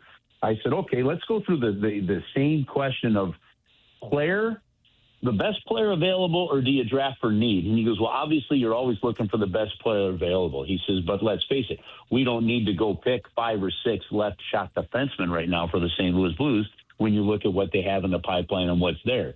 So this is one of those where I think it could be. I mean, I think it's a fascinating draft with Toronto winning it, and then the type of players, how they could pick need-based, all that kind of stuff. The Florida Panthers with a high pick as well, like things like that. The Blues, for example, where they're at, the number of draft picks, the assets they have to move around in the draft, maybe more so than ever before, and again, the needs there. I think it could be, when typically the first round in the NHL is a very boring draft in terms of just you very rarely see moves. And it feels like if you are going to see some teams do something, this might be the year for it. A final question, and perhaps the most important question in JR's column where he did his mailbag. The final question, Jackson, this is going to activate you. A gentleman asks, I'm a Jersey nut and very intrigued about the Blues' upcoming hometown remix jerseys being black. Have you heard anything about them? JR says, have you seen the show Hogan's Heroes, Sergeant Schultz? I know nothing, I see nothing, I hear nothing. And then JR says in parentheses, they should be cool. This show is at the forefront of the uniform community. Navy caps for the Cardinals. Doug loves anthracite for the Missouri football team. No. The Blues uniforms, after they made the big reveal last offseason, high marks. Can you give any insight whatsoever on a black sweater? Tim, I am going to be a massive disappointment to you here, but I have heard absolutely nothing on that front. Seen nothing, heard nothing, and to be honest with you, this is the first time it's ever even been approached with, like, I've heard of it. Okay. Sounds like it's happening. Yeah. Yeah, I mean, well, yeah, listen. You're pretty good. I'll tell you what, I'm going to fold right here. I've got pocket eights, too, so I kind of wanted to see a flop. Okay. But I'm going to fold. I think he's got something.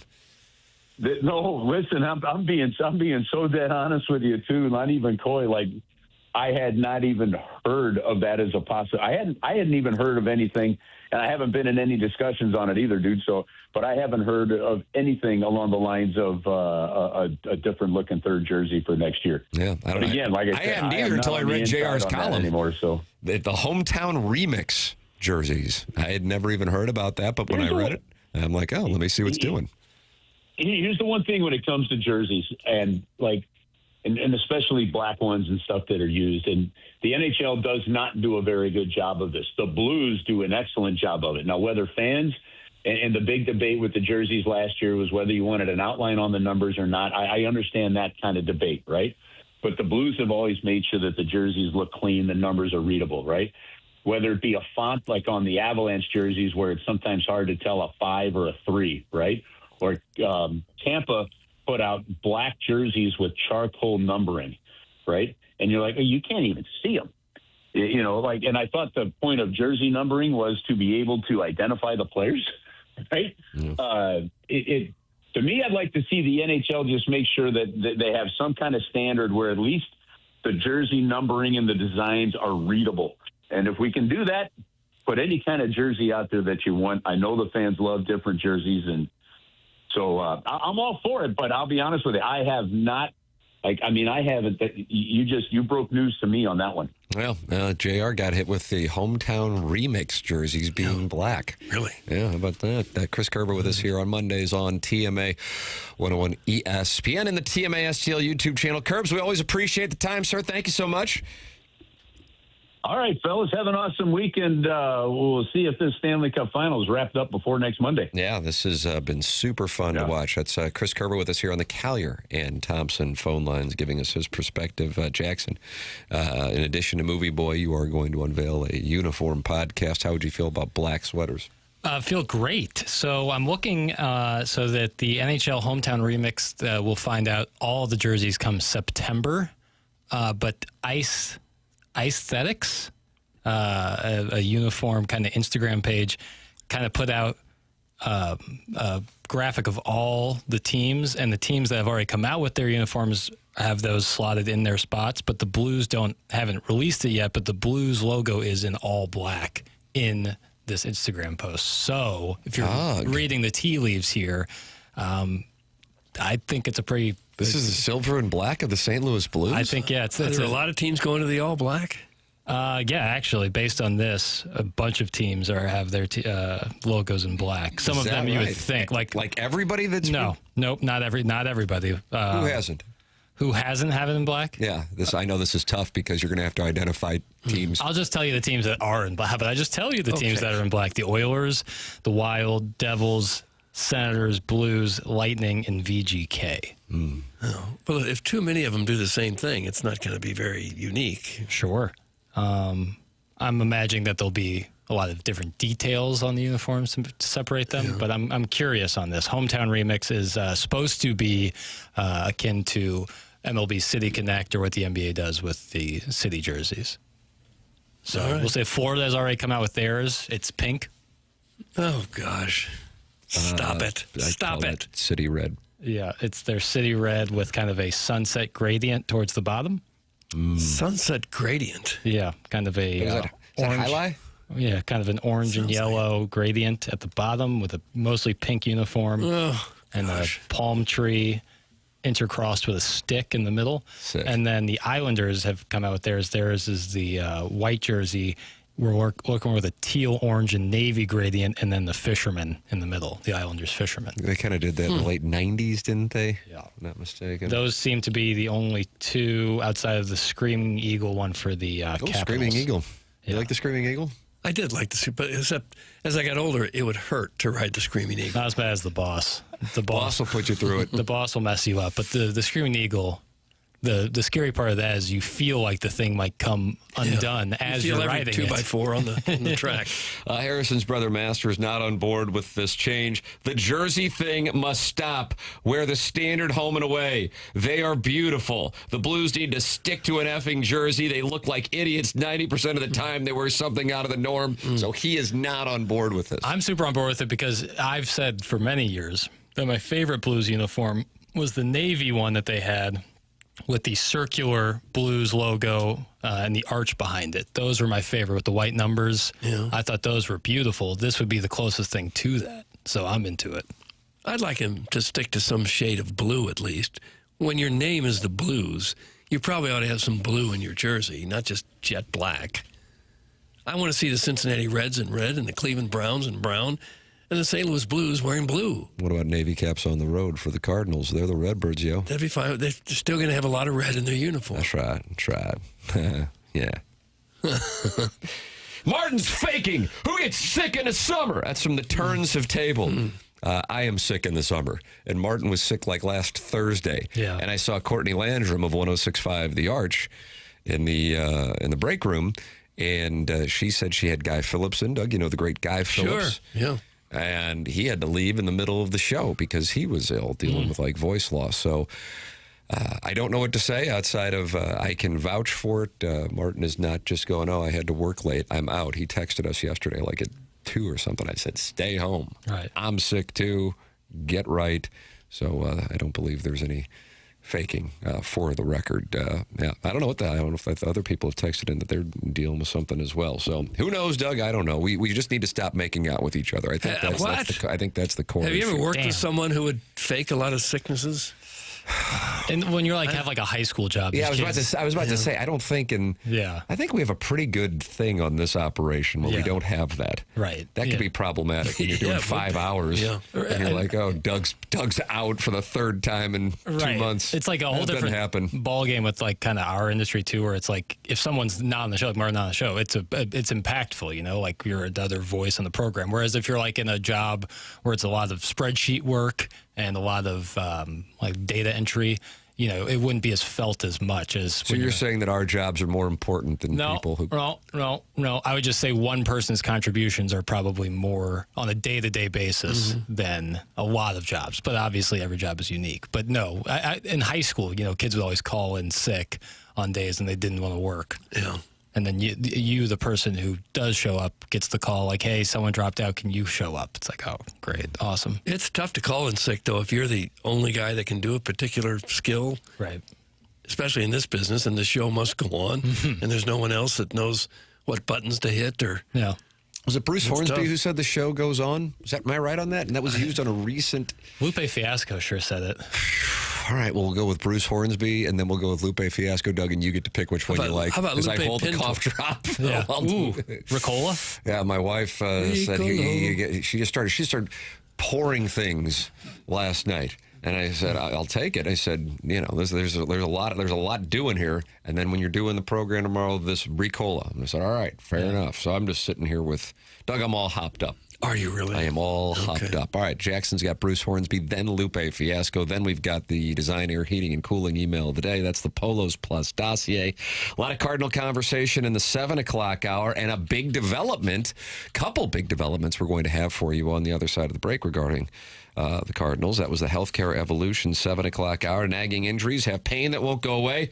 Long wait to see your doctor. If you said yes to any of these, Healthcare Evolution, the people you need to call. They offer free consultations over the phone. That's right, free.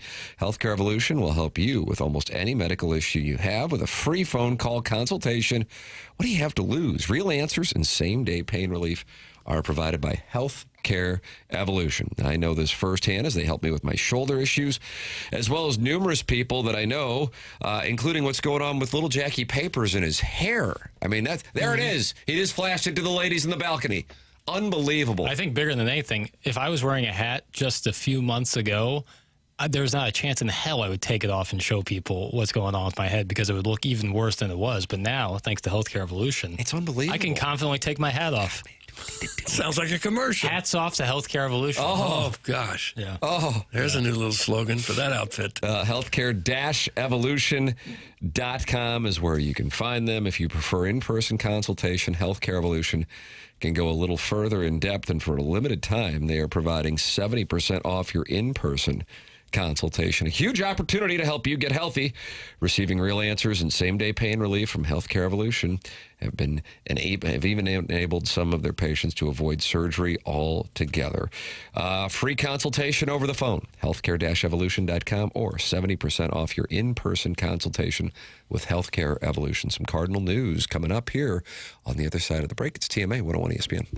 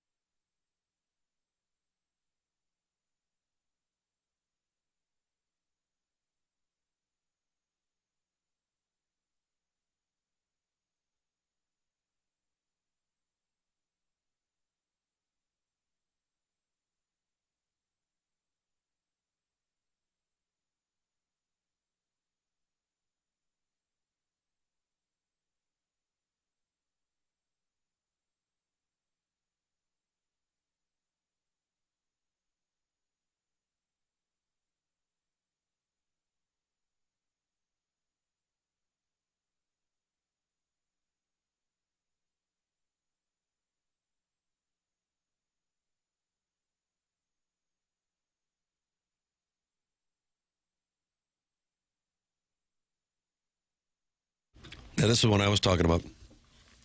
Jackson's thinking about Lupe Fiasco. Different. Okay.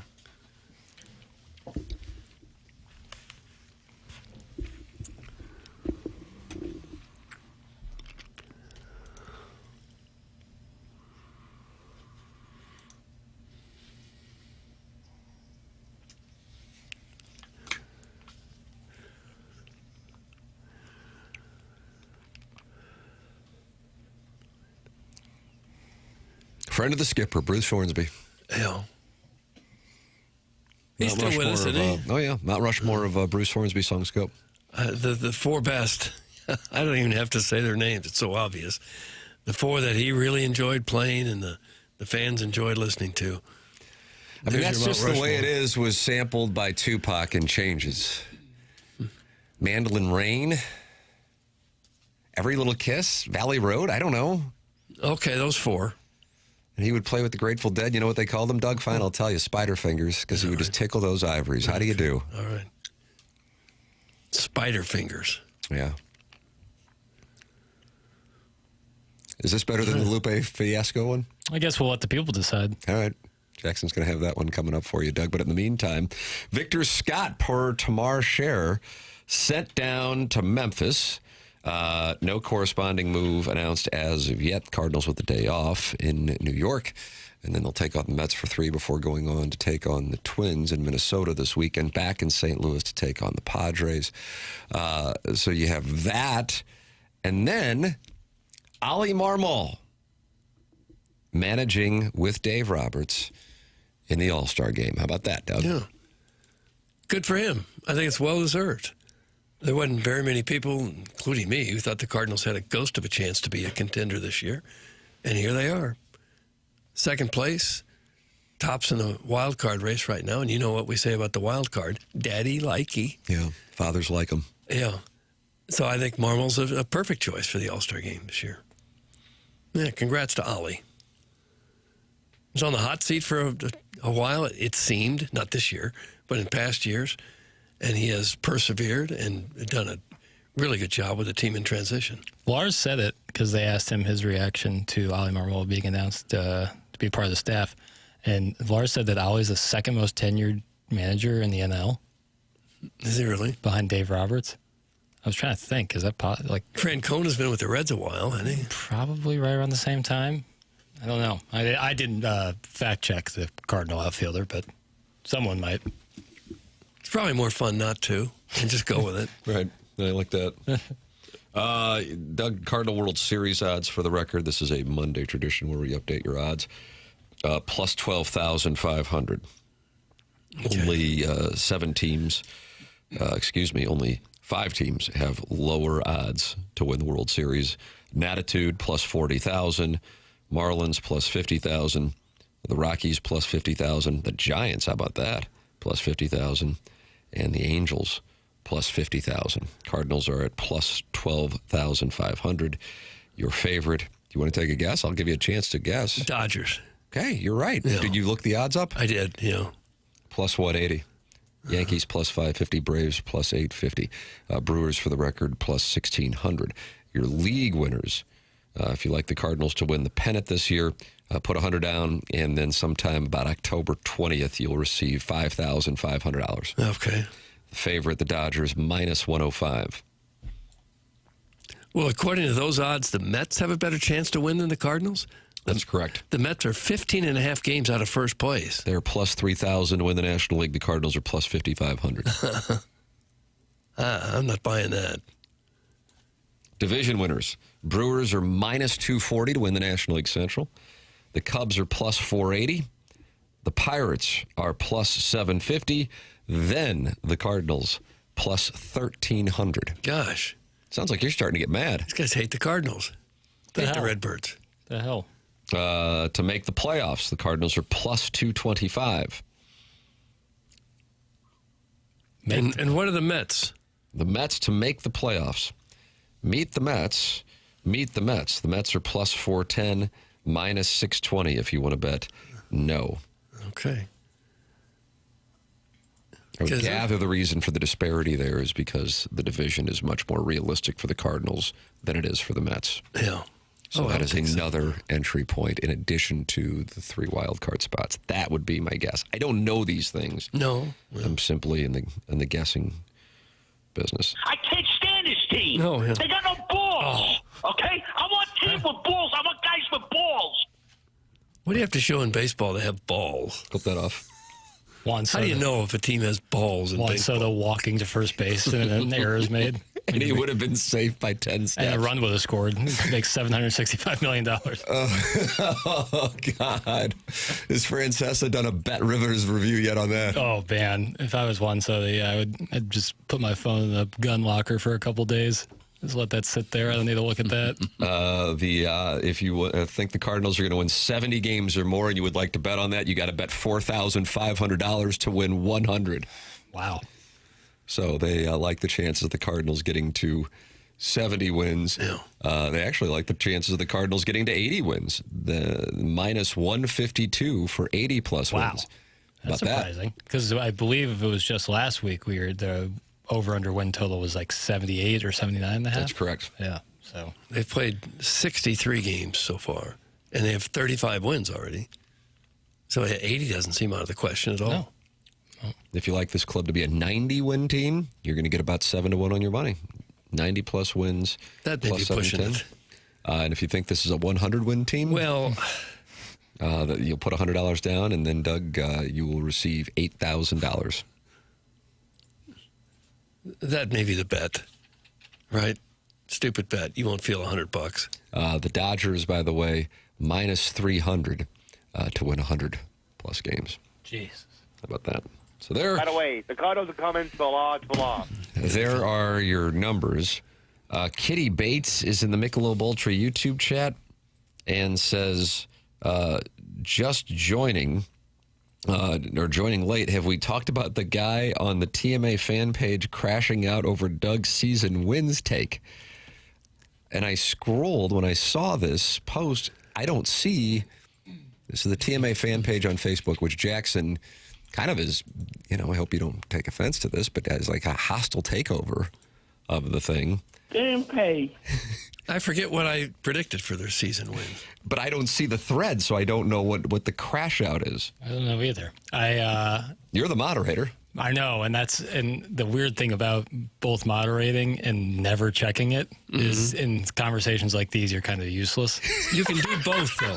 You can never look at it and still be the moderator. Right, like Actually, it's on brand. I do keep a close eye on it by not checking it ever. Yeah. Okay, well, thank you, as always, to the audience saving the day. Why does Doug persist in not understanding that winning every series in baseball would be a good thing? Nobody is going to win every game. Winning 2 out of every 3 games is a .667 winning percentage. In a modern 162-game season, that works out to about 108 and 54. That's elite territory. Over the last century, only a handful of teams have reached or exceeded that mark in a full season. Some famous examples: 1927 New York Yankees, 1939 New York Yankees, 2001 Seattle Mariners. A .667 team is the kind of team fans remember for decades. Well, thanks for the math lesson, Einstein. What's his name, Tim? I'm going to suspend him for that. First name, Tony. Tony, you just got yourself suspended. You got yourself suspended a period of 2 days' time. Your name, as we speak, is going into the appliance discounter suspension logule. How'd that feel? That's my question to you. Tony, call in. How did that Tell us, feel? how does it feel? 314-974-0101. You can also text in 314-399-9646. Air Comfort Service sponsor of the text inbox. Gray Summit Gray Goose Guzzler says 75 wins max. So, Well, nobody knows. I don't think anybody was predicting that they'd be in this good a shape at this point in the season. I didn't hear that from anybody. And yet here they are. So who knows what'll happen from here on. you're arguing with an AI post. It's from the 618. Oh, well, that could be. There's an AI post? I don't see that happening. You wouldn't think that AI is listening to my takes and then 2 months Creating a later Facebook coming up with account. opposite takes. Create a Facebook account for some guy and then doing it.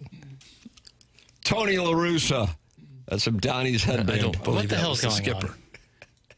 Just listening and learning. I was Doug. I predicted it. That's Jugs in D.C. Of course, you're a genius. Of course. Everyone Everyone is now coming forward and saying, sure, I knew they'd be good this year. Yeah, God, I have no Nobody patience for said that. The Johnny come lately, I was right. Mm-hmm. That's so annoying. I think they win 90 and make the NLCS. My brick has been deposited at the sports book that some turns have tabled. If you could, send a screenshot of that. Yes. I'm in the screenshot business. 100%. If you're saying I made this bet, then you'd certainly have a bet slip. If you made it online, that'll be easy to access. And if you made it in person, you should keep the slip. Of course, you have to keep the slip. That's you right. Get paid. Yeah, mine's in a lockbox. Yeah. So was it Al Gore who had a lockbox? I think it was Al Gore who had a lockbox. I don't know if he had one. Yeah, I got an Al Gore lockbox Is autographed by Al Gore. like a security deposit box? No, not that. Okay. But it is in a box. Gotcha. Yeah, it is a little weird, but that's how I made my bet with Case. Right. So you have to keep the slip. Therefore, you can always send us proof. And then we'll give you your flowers. Jugs in D.C. Has the Cardinals to make the playoffs. He made a $25 wager, and he has an offer right now to receive $56.94. Nice. If they are to make the playoffs, he would receive $250. Jugs in D.C. Good on him. Ride that bet out. Don't cash out. Yeah, I would hang on to that for a while. Ride that out. Because it seems like they're getting better rather than worse. Yeah, I mean, I think you'd anticipate some of the pitching to regress a little bit. Yeah. And knock on wood, they've been, for the most part, very healthy with their pitching this year, too. I don't think anyone's missed a start all year. Yeah, outside of Richard Fitz, who wasn't even on the Major League club to start the season. Yeah. No real injuries. I bet the early win total over just because Tim is a cute genius. Doug, that's from the Mizzou man. I don't know how cute of a genius you are. Here's a little Cardinal quiz talking about healthy pitchers. It's fun with quizzes. Their 5 starters, as far as I know, have not yet missed a start. Only one other pitcher has started a game for the Cardinals beyond their 5 starters. Who would that be? McGreevy, May, Libator, Palante, Leahy. They've all started either 12 or 13 games. Dobbins is a correct answer. Shot papers. And they're going to go with a 6-man rotation now, so Dobbins will be starting more. Dobbins looked rock solid in his appearance. Now, the Reds were so far out of it by the time he was in there. Who knows where their head was at. But he's been very effective out of the pen. I think he could be someone that you really like going forward. Clearly, they're going to a 6-man rotation with him.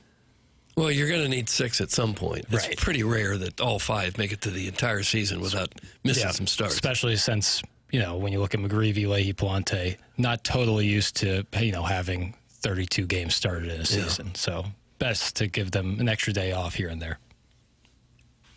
There would be some bummed out people if they get around that trade deadline and they're still in the playoff hunt and they were to move Dustin May.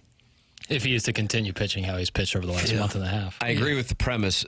As when we were talking about this in the Healthcare Revolution 7 o'clock hour, the difficult thing with regard to the playoff hunt is almost everybody's in the playoff hunt when the trade deadline rolls around. So, and I'm not asking you to do this because it's certainly subjective, but what would, it would be difficult, of course it's possible, for the Cardinals to be beyond 6 games out of a wild card spot when the trade deadline rolls around. Of course it is possible. Health, a regression, take your pick. But by definition, I think people would consider, if you're within 6 games of a playoff spot, being in the mix.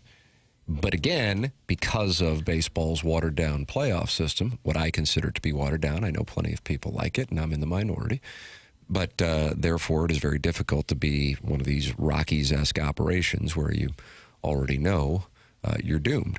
So with that said, if they are within 3 games of the division and within 3 games of the 6th playoff spot, that for me would be where I would be going. You can't do that. Right.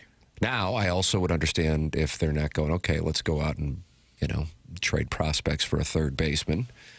Or if somebody were to get hurt over the next 40 games and they've got to tend to it, if they don't want to trade from this collection of assets, I get that. That is where you could have a conversation. But the problem, and why you've seen a, relatively speaking, lack of activity at the trade deadline here over the last handful of years is because so many teams are, quote unquote, in it. And that's just a byproduct of way more teams being in the playoffs. Tim, mark the time and date. Cardinals win 100-plus games this season. Bet it. That's from the Arnold Water Tower, Doug. It seems a little aggressive to me. I'll put it in prediction here. It seems aggressive. That the Arnold Water Tower is betting that the Cardinals? The Arnold Water Tower. That goes next to Martin's prediction that Miami football will not go undefeated in 2026. Let's do the math now. They won 35 games in 63 games. How many did they win in 162? Okay. Meet the Mets. Meet the Mets. That's Step 35 right times 162 divided by 63. They're on a pace to win 90. Wow. So the Arnold Water Tower, not that bold. Yeah, I mean, I don't know. I wouldn't bet that. But he's in there, so I have it in there. He won't win anything from us if that's the case. No. But if he places Bupkus. the wager himself, he'll probably be handsomely rewarded. Doug, when the other wifey raised a double-ended toy in the air like Thor's hammer, I knew it was going to be a fun Saturday night. That's from the Swing Haven board member. Don't get us off track. You really have to Try to raise throw it a up like curveball. that? Like Thor's hammer? So dramatic. Well, only Thor can raise Thor's hammer, so. Yeah, guess you're right about that. Mjolnir. Mjolnir? Yeah, that's the Excuse name me? of the that's the name of the hammer. Mjolnir. Mjolnir? One of the two. Is it a certain brand of hammer? No. Is it Home Depot sells Mjolnirs? Yeah, I think you can buy Thor's hammer at Home Depot. Epic Nordic tchotchkes at your local hardware store. Okay. I haven't seen that, but I'll look for it next time I'm in there. There you go. I can't wait for the Cards to cause Frank the Tank crash out this week. That's from the Forest Park Ranger Corps. Frank the Tank is a well-known New York radio Barstool personality. Barstool personality. And the Mets are his team, right? And the Cardinals play the Mets this week. Right. And the Mets are currently sitting 15 and a half games out of first place. Tough. Have you fellas taken a gander at the July schedule? It's rough. Lots of games against the Brewers and Braves and lots of in-division games. That's the make or break month, methinks. That's from Tim's Banana Hammock in the Michelob Ultra YouTube chat. What do you think about the phrase "me thinks"? I bet Doug I don't doesn't really like care it. for it. I had a feeling you No. wouldn't like that. I don't really care for it. His take is probably spot on, Right. but I don't care for him saying me thinks. Well, if you're looking for an opportunity to pick up some wins, if you are fearful of the month of July schedule, Doug, we may have arrived at that moment. I mean, this is an opportunity. I mean, it just was an opportunity. The Reds are obviously flopping around. Part of that is injury related. The Cardinals got him without De La Cruz this weekend. Hunter Green has not been a part of the operation. The Mets, as Doug observed, 15.5 back, although they're trailing the team with the best record in the game. Then they're at the Twins. Padres have fallen on hard times, and that's who comes to town. Then the Cardinals go to Kansas City. Doug's mad about the off day on Saturday the 20th. I don't care for it. Because of the World Cup. And then they come home and they get the Diamondbacks for 4 and the Marlins for 3 for the homestand in the final week of the month of June. So this would be considered a favorable schedule. July before the All-Star break is Braves in Chicago over the 4th of July weekend, 4 at home against the Brewers, actually 5 at home because one of them's a doubleheader on Tuesday of that, and then the Braves. So yes, without question, they will be put to the test. So, Doug, eat while the getting's good. It doesn't look like there's many days off at all in July there in that stretch either, so they'll need lots of pitching. Eat while the getting's good. So they better have Dobbins ready to go and maybe somebody else too. Dobbins will pitch on Thursday, day game in Queens. All right. 293 friends are in there talking it over right now in the Michelob Ultra YouTube chat. You can join in the conversation. It's youtube.com/TMASTL. Tim McKernan, Doug Vaughn, Martin Kilcoyne is ill today. Jackson Burkett is on the ones and twos. Chairman Kurt will filter your phone calls and your emails here on the program. That is how you can get involved. The Morning After at InsideSTL.com. Doug, could you tell us about Design Air Heating and Cooling?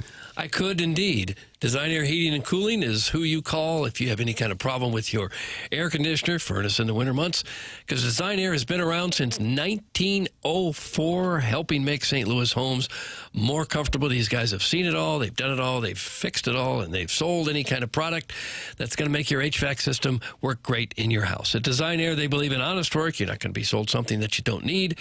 Whether you're dealing with the St. Louis cold or the summer heat, they have got your back with dependable service and no-pressure solutions. Seth Goldcamp is a fourth-generation family member running and owning that operation. Visit designairservice.com. Schedule your service today. Ask about the maintenance plan, where they'll come out before the heavy-duty season hits and make sure that your equipment is working just right. Design Air is comfort you can count on since 1904 and home of the handsome repairman. You might even get the heavily muscled and highly regarded Brian. Who knows? Design Air. Comfort brings the heat. There it is. Email in the morning after at InsideSTL.com. It's TMA 101 ESPN.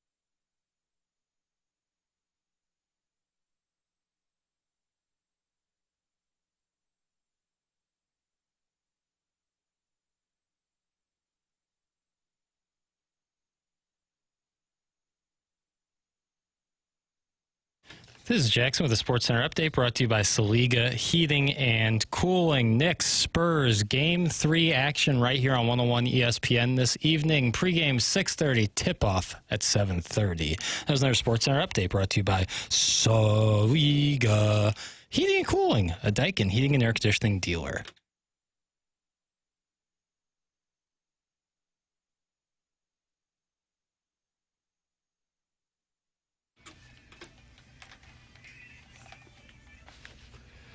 So this is the Lupe Fiasco version. Is that what it is? And Jackson, you want the audience to decide? Yeah, I like both. I like both the versions of it. Both the Hornsby, and then this was a big song in my youth. And who's he sampling here? I don't know who he's sampling on this one. You recognize that melody, though, don't you? Can't say that I do.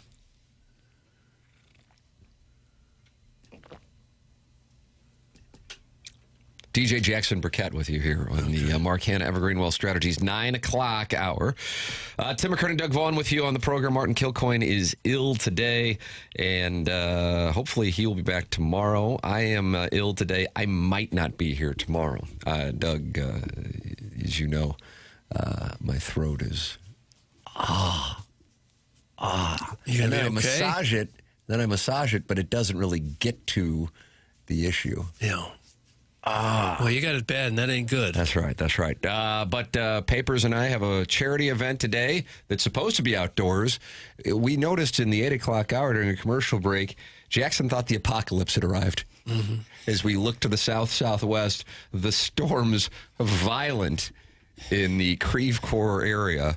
And, wow, Doug, the hawk was up, the storm blowing through, and it looks like there is a lot more headed our way. Yeah, it got like pitch black dark out for a second, and there's one lonely pine that sits right in front of our studio window here, and it was sideways. A lonely pine.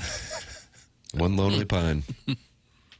But it survived, right? It's still out there. Oh, it's still, yeah. I mean, it's just quite wet. Yeah. Sonny Gray style. Did you know that Lonely Pine was the name of the mall that Michael J. Fox? Right, because when he went back in time, he ran over one of the pine trees of the Twin Pines Mall, and so when he came back to the future, the mall had changed names to Lonely Pine Mall. Gotcha. Nice little detail there by Robert Zemeckis. I call that an Easter egg. Okay. I watched a movie last night. I may need a movie boy rating on this. Yeah. Sometimes when I don't know what to watch, I'll go back and watch a movie that used to be big, popular. Everybody seemed to like it, but for some reason I missed it. So I watched The Big Lebowski last night, or tried to.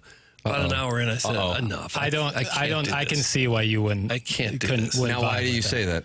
Just knowing Doug's preferences and knowing Doug for some years now, I could see The Big Lebowski being not your favorite. No. And why do you say that? Why? It's certainly unique. It is very much like a Coen Brothers kind of trip. Like the essentially the plot means nothing. The plot is inconsequential to the film itself. I do think it features some of the funniest performances. By who? John Goodman had some good lines. John Goodman, Captain Cougar, sir. John Goodman is unbelievable. John Turturro as the Jesus is an all-timer for me. All-timer? I just thought it was stupid. And then the dude is... I'm just telling you right now that this take is going to go poorly for you. It might. I saw Rotten Tomatoes at like 78%, but it was just so much of Jeff Daniels going, F word, I don't know, dude, man, F word, I don't care. After about an hour of that, enough. I can't take that. I like Philip Seymour Hoffman as the butler of Mr. Lebowski. Yeah, I love that movie, but I get not being your thing. I couldn't do it. I said, it's got to be me. It's got to be. This is a popular movie. It has to be. It just didn't get any better. It wasn't popular when it was released. It followed up Fargo, and people were like, what the hell? You guys just released like one of the best movies I've ever seen, and you followed up with Big Lebowski, and then it's grown into a cult classic. Over the line, Doug. You just don't know good movies. That's from the 314. Well, I know that one wasn't one. Not Jeff Daniels, you old senile man. That's from Johnny Cakes. He makes those pancakes up in New Hampshire. Jeff Bridges. Jeff Bridges, that's right. Okay. Jeff Bridges. Who the F is Jeff Daniels? All right, Jeff Bridges. Judge in D.C. Jeff Daniels. I get a senior exemption when I miss the last name. Wrong Piddles. BL is beyond stupid. That's Sharon and Clayton. Okay, that also tracks. I really love Big Lebowski. It's one of my favorites. What did you like about it? It's hilarious. I just didn't see It's it. perfectly weird. Well, it is weird. Yeah, Sam Elliott as the narrator, really funny. I think it's really funny, and like the reason why the Coen brothers are so unique in the way they make movies is Wrong. It was Lone Pine Mall. If I say Lonely, it's okay. Okay. We'll be all right there. Leave us alone. That's from Larry Bird's trash truck. Then at one point he gets punched, and then he's flying through space. And, Yes, there's a very trippy part there. Yeah, somebody was on acid when they made that part. The Coen brothers are weird, and I wish they would reunite and make movies together again. And the actress who was doing the painting, the English actress, I guess the daughter of the real Big Lebowski, annoying character, very annoying. That tracks. That tracks. Don't act like you know me. You don't. That's from Sharon and Clayton. That's You're texting into the program that this is the show. You're texting into this program. I apologize. I've never met you, Sharon. But based on your text, it does not surprise me you don't like Big Lebowski. And why is that? I'm trying to understand this. Because I think it takes some. I think it takes a little bit of like, okay, I'm going to let this kind of happen, and I don't get to have any control over this. And based on her text, it seems like that would be a problem. Sorry, that's where I'm at. But I don't know Sharon, so I shouldn't comment on her. Like she comments on everything of our lives. Oh, boy, you're getting hot right now. Well, you come at the You've had enough, it sounds like. I was prepared to really enjoy the movie. I gave it a long run. Then I thought, I'd be better off sleeping an extra hour than watching any more of this nonsense. Usually I like silly, stupid movies. I'm up for a lot What's of a silly, stupid movie you like? Oh, like Animal House was silly and crazy and nuts. More conventional than something like Big Lebowski. Big Lebowski is, in a way, experimental. And I get it's not for everybody. Yeah. The Coen brothers are weird. They make weird movies. Yeah. Some people lean into it and like it. I'm in that category. Some people, it just isn't their vibe. Mm. It's not a bad thing or a good thing one way or another. Some people like things. Some people don't like other things. Sharon is at the Arnold Rec Center barfing scrambled eggs into the pool. That's from Vinny Favorito's non-work comedy. What does that mean? And then Chairman Kurt is active in the Michelob Ultra YouTube chat and says, no one who unironically likes the Mills Brothers also likes the Big Lebowski. No one should be surprised by this. That's Chairman Kurt. And I'm telling you, he's about 15 feet from you. I would like to say on record that I unironically like the Mills Brothers. All right, take it back then. And I love at least Big Lebowski. Glower. Yeah, if nothing else, just Glower. All right. You want me to delete the comment? No, you're good. You're good. It just seemed like it was a lot of like marijuana humor. I'm going to throw it out the window. Oh, it hit the window and it bounced back in my crotch. You didn't laugh when the guy picked up the bowling ball and said, what is this? And the dude responds, obviously you are not a golfer. Quite funny. Yeah, I caught the line. This isn't non-smoky. There are rules. It's just it hit me as funny. That's fair. Sharon Trax is a 60-year-old gentleman with bad arthritis. That's from Stolen Gift Cards. Arthritis. Stolen Gift Cards is new. Is that a new name? Yes. Is it? Yeah. I was about to say. Blue feet? That's very blue. Yeah, Stolen Gift Cards is new. That was a last week edition. And I'm glad to have them a part of the program. Doug only likes boomer dad porn like Bridge of Spies or Ford versus Ferrari. That's from Big Tough. That's called boomer dad porn? I also want to be on record that I love Ford v Ferrari. Okay. It's an ultimate dad movie, but I love it. God, I love that movie. Bridge of Spies is another one that, no thank you. But Academy Award for supporting actor, am I correct on that? Mark Rylance. Oh man, Jackson's upset by Mark Rylance. When was the last time I would never watch Bridge of Spies ever again. But, I like Mark Rylance. He was in a movie called The Outfit a couple years ago. It's a pretty good one. Check that. It's on Netflix. Sharon wears diabetic compression socks. That's from Orson Woods Wacko. I don't think she has the sugar foot.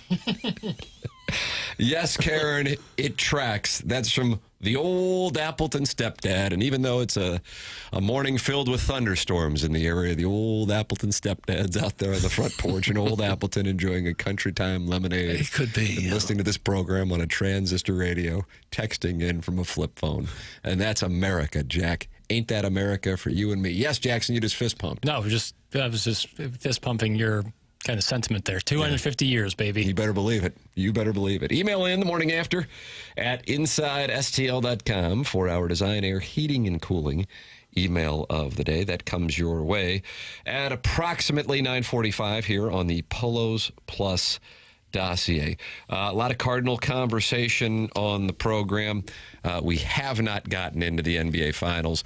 We were talking about this in a commercial break, I think, and that is, I was surprised that the NBA Finals went Friday, Monday. I would have thought Sunday night would have been gold. I feel like that's a tradition, but they did not go with that, and so it's Monday night in New York. So now you got 2 nights off for the Stanley Cup Final, with that game 4 taking place in Las Vegas tomorrow night. Meanwhile, Game 3 at the Garden tonight. Little Jackie Papers, you'd have to think all the Cardinals will be in the building as they're up there in New York for the fun and games. Certainly be locked in on it, I have to imagine, but the ticket prices are astronomical for on the secondary markets. I believe $11,000 is as cheap as you can get into the ball game. Hold on a second. 11,000. This isn't like the courtside. This is the get into the building is $11,000. I believe that is the ESPN is saying tickets as low as 4,000. All right, somebody is being lied to. Yeah, somebody is being lied to. But that ESPN one has been wrong. Yeah, a lot. Yeah. Okay. I'm seeing tickets at. Okay. Never mind. Some usually right around the cheapest one's $4,700. Most expensive, $31,745. A lot of publicists working overtime, trying to get their clients courtside. This is a big moment to find out if you are the reals or not for the reals, huh? Yep. You can sit literally in like the last possible seat for $4,700. Nice. Doug, are you interested in flying up there today? No. Jackson's plane goes right to Teterboro. But you're not going. No, I'm going to miss it, unfortunately. How much disposable income do you have to have before you buy not one seat, but probably 2 or 3 or 4? That's my question. That's $31,000. Who's spending? At least 2. Who's spending? I mean, like to sit in like a pretty decent seat, $15,000. Like, do you have to call somebody before you just hit, or are there people out there just hitting like, all right, 2 tickets, sign up, $31,000, pay Ticketmaster that? Probably so. Let me tell you something. You think this is something? Imagine if they win tonight and they're in position to win for the first time since 1973 in Game 4. Yeah, I mean, that will be, then it might actually be the $11,000 to get in the building. Spurs to win the NBA Finals, plus 385. Yeah, I mean, teams have come back from minus 500. Yeah, teams have come back from When's the last time we saw a team come back from 2-0? I know the Cavs in 16 came back from 3-1. Which was improbable, but the idea of coming back 2-0, I mean, yeah, you can. I feel like we've had this before where it's team goes on the road, wins the first 2, and the other team goes on the road and wins the next 2. Like, I feel like that's happened in the last couple of years. Blues and Jets in 2019? Precisely. Well, yeah. Did the Bucks do it against the Warriors? That sounds right. Yeah. Or is it the Bucks against the Suns? I think it was the Bucks against the Suns. I think the Suns won the first 2 games, and then the Bucks came back. I don't think anybody's beating the Knicks this year. They buy in. Yeah. They're led by an absolute stud, Jalen Brunson. And then the Spurs had a glorious opportunity in that game and kind of messed it up in a major. Wembanyama turned the ball over there at the end. Was brutal. Brutal. I hated to see it for the young fella. Because that's like it's not really his fault. It's not really Stephen Castle's fault. It's just unfortunate. He turns his head at the very last second before Wembanyama throws the ball up the court. But Wemby's a point guard in a 7'5" guy's body. So Stephen Castle's like, take it up, dude. I'll get it at half court. We'll take a timeout. Brutal. Bad spot. But that's what, the Knicks are a much more veteran team. And Karl Anthony Towns has been unbelievable this series. Unbelievable. Doug the Cat. Tim, the reason for the scheduling is the NBA knew better than to go head-to-head with the St. Louis Battlehawks. Caca is the law. That's stolen gift cards as blue feet. Yeah, very blue. I was looking at some tweet where I think Awful Announcing tweeted out like major opportunity missed for the NHL and NBA to not have a game on tonight. Yeah. major missed opportunity. And So what was going on there? I really am curious. Yeah. I realize there's probably a column written about it, and I am in full crowdsource mode, and I apologize for that. But, man, Sunday night? So what you have? You had the Cubs and Giants scoring 1 run apiece for 9 innings. I mean, truly would have gone up against nothing. I would have loved to see the numbers on that Game 3 in MSG on Sunday night with nothing else. That would have been astronomically high numbers for that Game 3. All eyeballs would have been on that. And they missed. And NHL, obviously, they played Saturday night. Obviously, they're not going to make that happen. The NBA, I think, wants to give an extra day for travel day. But in this situation, you go full bore and do it Sunday night. The Tony Awards were last night. That's right. That's from Turns Have Tabled. Again, Doug, is that the reason why the NBA? Venn diagrams of Tony Awards viewers and NBA Finals viewers probably. Tony Awards, are they held at MSG? No, not to my knowledge. Maybe that's the explanation. Yeah, that was my thought. Is they probably had something they couldn't change or cancel that night. The NBA is avoiding Team USA games in the World Cup. They play on Friday, I believe. That's from the Amateur Proctologist. Oh, okay. I wonder if there's a lot of Knicks season ticket holders grappling with whether they should sell their 2 seats tonight to pay for their season tickets for the whole year. Radio City Music Hall is where it was last night. So down the road, but certainly not at MSG. Would you do that as a season ticket holder? Would you say, I could get maybe $20,000 for my 2 seats tonight? Or should I sit home and watch For Game 3, I'd say, if it was me, sell and then go to Game 4.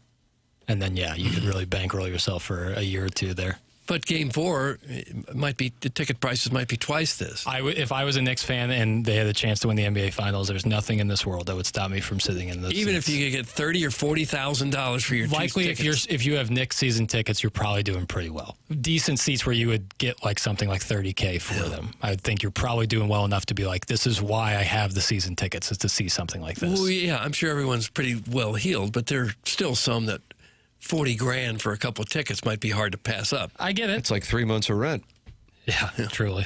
I guess the Bomberito 500 can go to hell, huh? That's from the 607.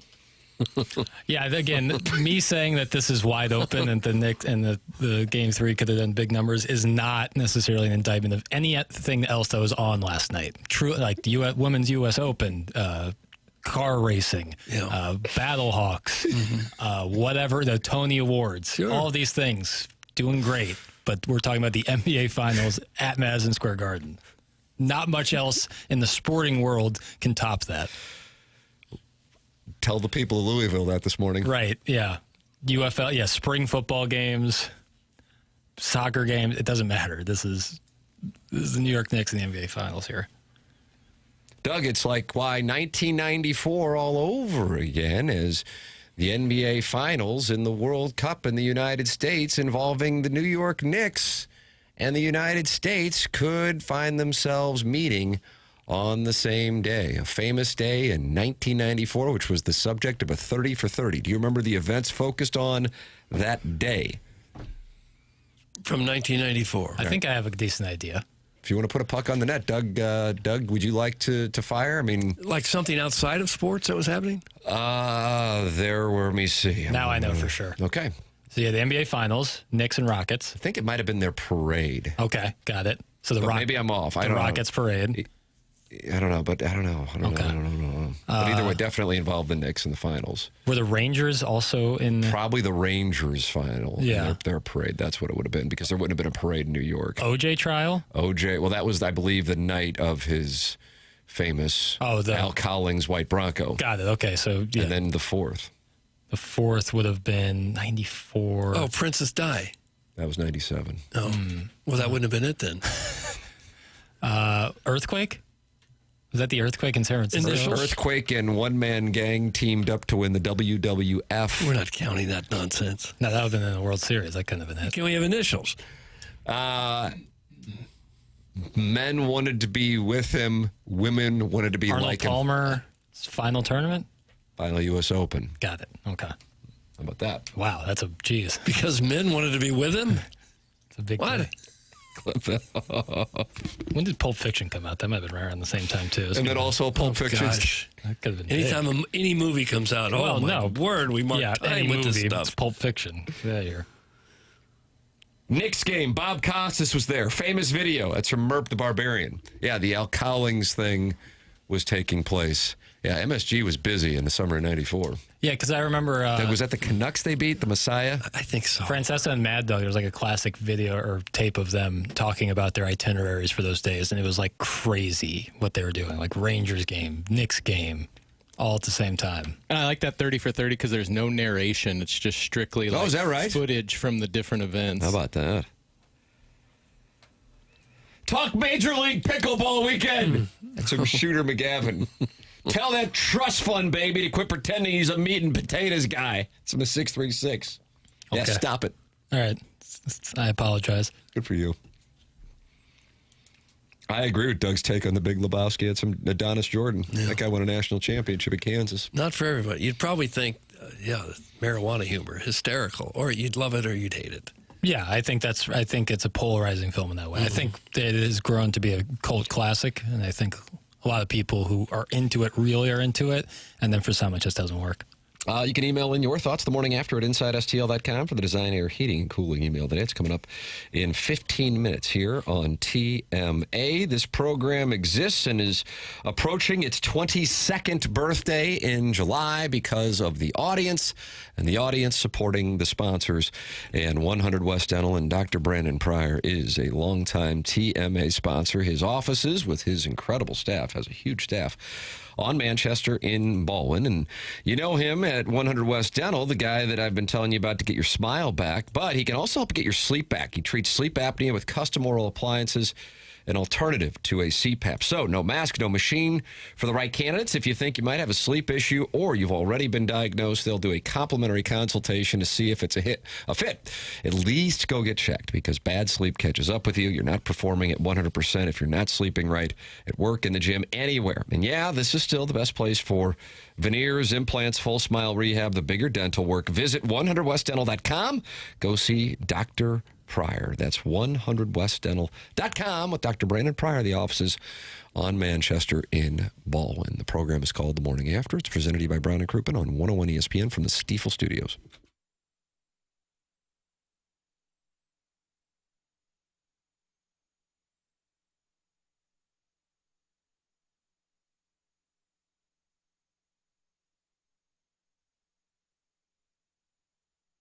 AutoLoanPro.com, the website to head to for that next vehicle. It doesn't matter what the situation is. They'll get you into that new vehicle. Little to no money down. Also, lowest rates possible. They work with over 50 different lenders to get you the best rates possible. It can get a little complicated if you've had a hiccup there along the way. Doesn't matter. They're going to help you get the car and get your credit back on track. They've got a great website with the vehicles that also has the free playbook on that site.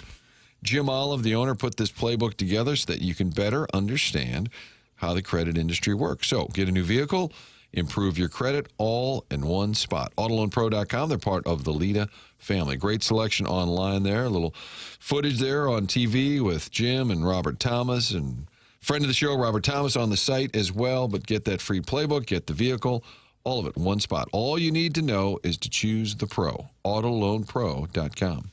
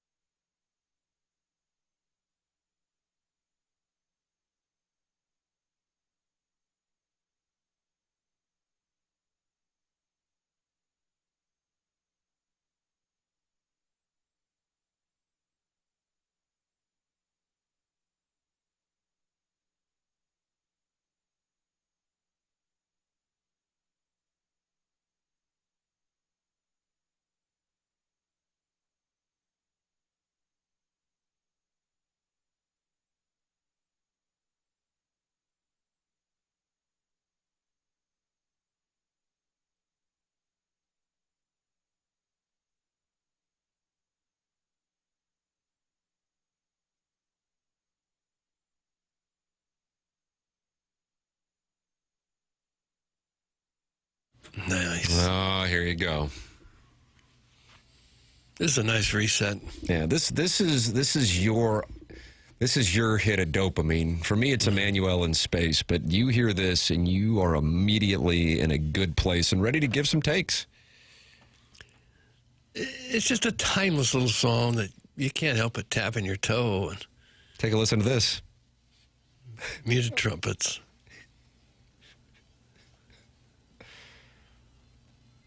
And that's the licorice stick right there? I believe it is.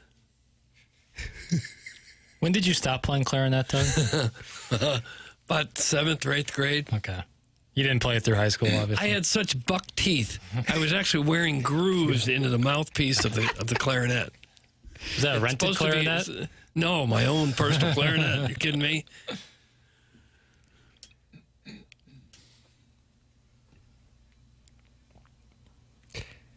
Doug's Big Lebowski take makes me hate the Mills Brothers. Some jugs in D.C., so now the Mills Brothers are shrapnel for your Big Lebowski take. Weirdly, I feel like Glowworm could have been in Big Lebowski. Like the opening scene, there's like a old school song playing, like a real ragtime kind of sound. You like ragtime? I love the Sting. Tumbleweed is what they played. Got it, yeah. The program's called The Morning After. It's presented to you by Brown and Crouppen on 101 ESPN from the Stiefel Studios. Mark Hanna is the sponsor of our 9 o'clock hour. And coming up here on our Polos Plus dossier, we have our Design Air Heating and Cooling email today. Cardinals with the day off today. I would imagine the boys are probably playing Shinnecock. Yeah, probably getting some work in there. And then reporting back on their scores today. Off day, then you head to Madison Square Garden and enjoy the fun and games. And then, Doug, where do you think their hotel is? You think it's down in Tribeca?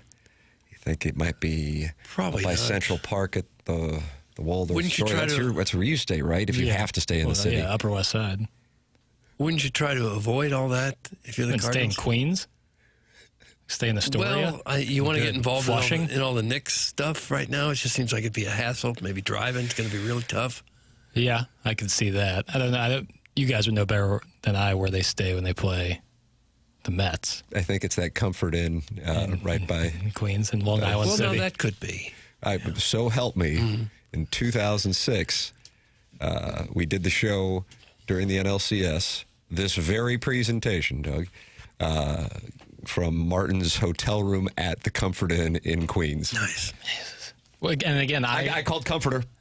And I have to wonder how you guys were able, to do a remote now, we have to have what seems to be just like a dense web of wires and I like that. Dense monitors and flying saucers. But what, you just plug into like the landline phone or something? I guess so. At that point, I had already been 12 years out of St. Louis U High, so I didn't have to do any of the manual labor. So the Cat and Martin were busy as hell trying to get it to work. Absolutely. I don't know. I guess producer Joe might have been there. I would have to think. If you guys are doing the show out there, there'd have to be somebody outside of the three of you. I don't know if he traveled. I really need to check on this. Maybe it's like one of the TV guys helped out. The next day we did the show from CBS on the west side of Manhattan. Okay. And but the first day we were there, we did it from Martin's hotel room at the Comfort Inn in Queens, and of course we saw the players all there in the lobby. I don't think I stayed in a Comfort Inn. It's decent, isn't it? It's like, well, I didn't stay there. I had stayed back in Manhattan. In my own place. Of course, didn't expect you would have to stay there. But Martin, sure. Today, like the three of you just sitting on the bed. Like I said, I called Comforter. Yeah, this is now my hotel room. You know, I arrived there 30 seconds before the show started. Right, and then Tim's lying in the bed, doing the show up, smoking a cigarette. Yeah, well, Martin and the cat, I guess, are sitting on the couch. They had been at Shea Stadium until like 2 in the morning. I went to bed at 9 and had a car service take me out to Queens. Right, but you were complaining. Not good enough. Doug, 20 years later, the Cardinals are on pace to head right back to that NLCS, and Jordan Walker had this to say after he got the Cardinals on the board yesterday with a GAPA. It was sick. I mean, unbelievable. I mean, I feel like our division is unreal, if not the best division out there. So to sweep a team in our own division just gives us that much more confidence for, playing the rest of the MLB. I love the energy, especially I keep saying that tarp's off in right field. It feels like I'm playing a college football game, but then, in the dugout, the energy that's being brought. And then Newt, I've always thought of Newt as the core of the energy, and he's back in there too. So it's only getting rowdier, and I love every bit of it. There you go. Love to hear his enthusiasm. That was a guy who obviously was going through it. I was listening to Brad Thompson and Chip Carey yesterday talking about the Cardinals and All-Stars after Ali Marmol was announced to be selected to Dave Roberts' staff for the All-Star game. And they were going through guys they thought could very well be All-Stars for the Cardinals. And at this point, Jordan Walker would fall into the category of a shoo-in. I mean, he's in the mix for the National League Maybe a MVP. starter. Yeah. Yeah. A couple of really well-hit balls over the weekend, including a home run that didn't look like it was a home run. And then, upon further review, I thought it was high off the wall. I think Chip Carey even said so. He's third or fourth in the league in a lot of the big power categories. Yeah, and his numbers on StatCast, which I know vary for some people in terms of like what they think of it, but remain outstanding. Average exit velo, bat speed, batting run value, all tops of the league. Yeah. Doug, if I told you to guess who the favorite is to win the National League MVP, I would imagine that'd be the equivalent of knocking in a 6-inch putt. Ohtani. Yes, minus 1,500. But Jordan Walker is up there. Corbin Carroll and Kyle Schwarber are both plus 2,000. Juan Soto, after enjoying a leisurely jog down to first base, costing the Mets a run, he is at plus 2,200. James Wood and Jordan Walker are both plus 4,500 to be the National League MVP. How do you do? No, I'm doing fine, thanks. Yeah, I think Walker could be a starter in the All-Star game. I would kind of be surprised right now if he's not. I don't know who else will get in there. Maybe McGreevy. Yep. Maybe O'Brien. O'Brien's got the numbers. He's been a little shaky here the last couple of weeks. A little rough. Yeah. But he's got the numbers. His 17 saves right there near the top. But there's not a lot of starting pitchers like McGreevy who have, ERA at 2.99. Yeah, the only thing off on him is his win-loss record at 3-5. Good. Yeah. It's not really his fault. But for the record, Christopher Sanchez, plus 125 to win the Cy Young. Jacob Mizrowski is plus 170. Ohtani plus 550 if you want the Cy Young MVP parlay. Doug, that is live for him. For the record, as far as Cardinals go on the Cy Young, you got to do some scrolling, and then you get down to friend of the program, Mike McGreevy, who's plus 15,000, only Cardinal listed with odds on that. And, of course, the Rookie of the Year, the favorite, is Cardinal second baseman J.J. Weatherholt, plus 110. Mm-hmm. After him, the overturned walk on Saturday, Sal Stewart. He is plus 185. I like how Sal Stewart took off all of his hitting equipment. He was so confident that was a ball. I like that. He kind of looks like somebody who could have been in The Sopranos. Sal Stewart? Yeah. He's got that look. Yeah. National League Manager of the Year. Would you like to fire a bet at the pot as to who the favorite is for the National League Manager of the Year? How about Murphy? No. How about Ollie? No. Who's the Brave skipper right now? Unfortunately, we shut crowdsourcing down in 2022. Oh. We shut it down. Okay. Walt Weiss is the favorite. Yeah. Plus 210. He's with the Braves. It could be Mattingly if he brings the Phillies all the way Mattingly back. is second, plus 500. Don Kelly, third. Okay. And where's Ollie? Fifth. Okay.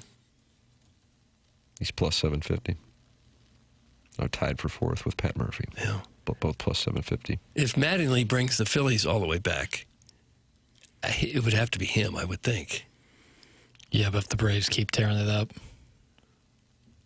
Yeah, just the comeback story is a little bit flashier, I think. I agree. Where you got a team going absolutely nowhere and then change your manager and now you go on a big tear. Doug, I got JJ for Rookie of the Year at plus 320 2 weeks ago. That's from Dougie V's BBL. Everybody's a genius.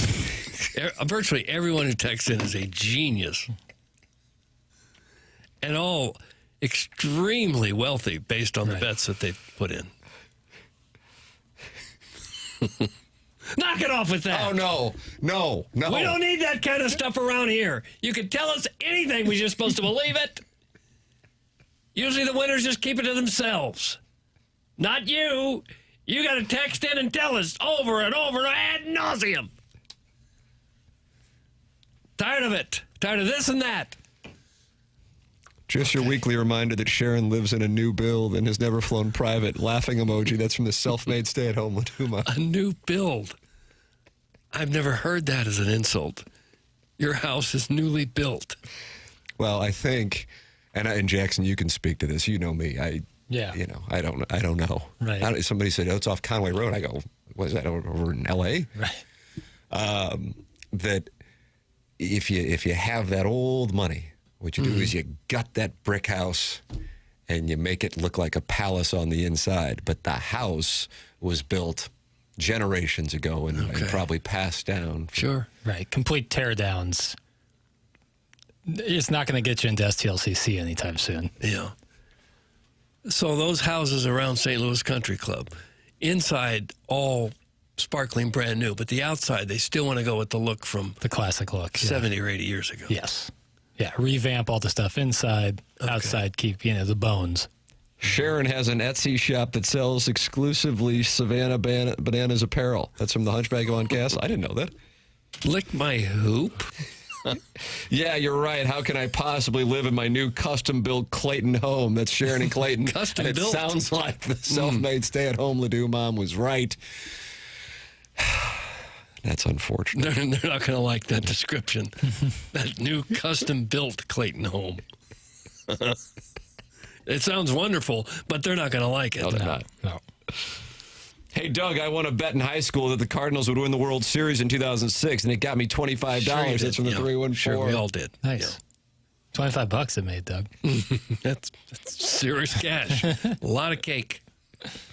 Design Air Heating and Cooling email today is coming up in a matter of moments here on our polosplus.com dossier. Polosplus.com is where you can get the stylish hats that Jackson and I are wearing. When you think of style, you think of me and Jackie Papers. Man, I love this hat. Really nice. I really like this Really hat. very comfortable. I am a big fan. Polosplus.com. Click on the tab. I believe there was an issue. If you Google searched it, Andrew Hubbard of Polos Plus has tended to that. God bless him. So you can check out all the TMA merch. Polos, quarter zips, T-shirts, including the Navy Caps on the Road T-shirt, the hats, a wide variety, and they work with the top-notch brands as well. It's polosplus.com. That is coming up. The Design Air Heating and Cooling email today. It's TMA 101 Speed.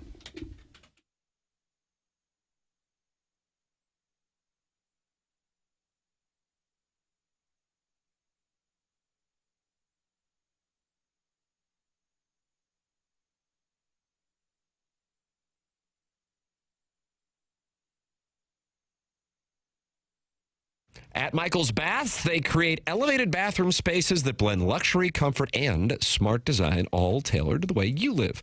From sleek tub to shower conversions to full high-end bathroom remodels, including paint and electrical, they handle every detail. And now they're offering new premium wall options designed to bring a custom spa-like look to your home.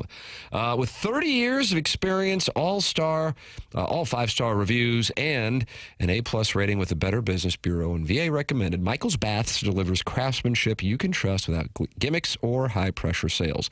This isn't a temporary fix or a quick cover-up, but it's a complete transformation built to last and built to add value to your home. At michaelsbaths.com or call 636-775-0800 and ask about financing options, including 0% interest upon approval. Michael's Baths, family owned, insured, and where everyday bathrooms become something exceptional.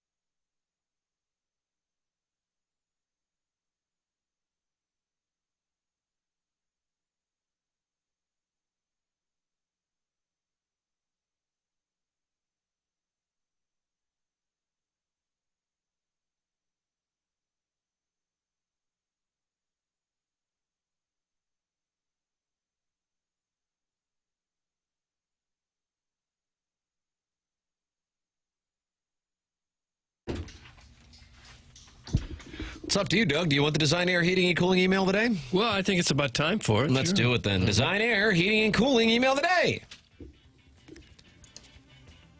The big Kilcoyne's day off. Kilcoyne ended the call telling Doug and Tim he just couldn't make it in a TMA this morning. Doug responded, "You take it easy today, pal. Maybe have some soup." Martin oddly broke the fourth wall, staring directly at an invisible camera. "They bought it. Me thinks it was one of my worst performances, and they never suspected a thing." Martin headed for the shower and then played the trumpet. "Never had one lesson." Then, to nihilistic. You'll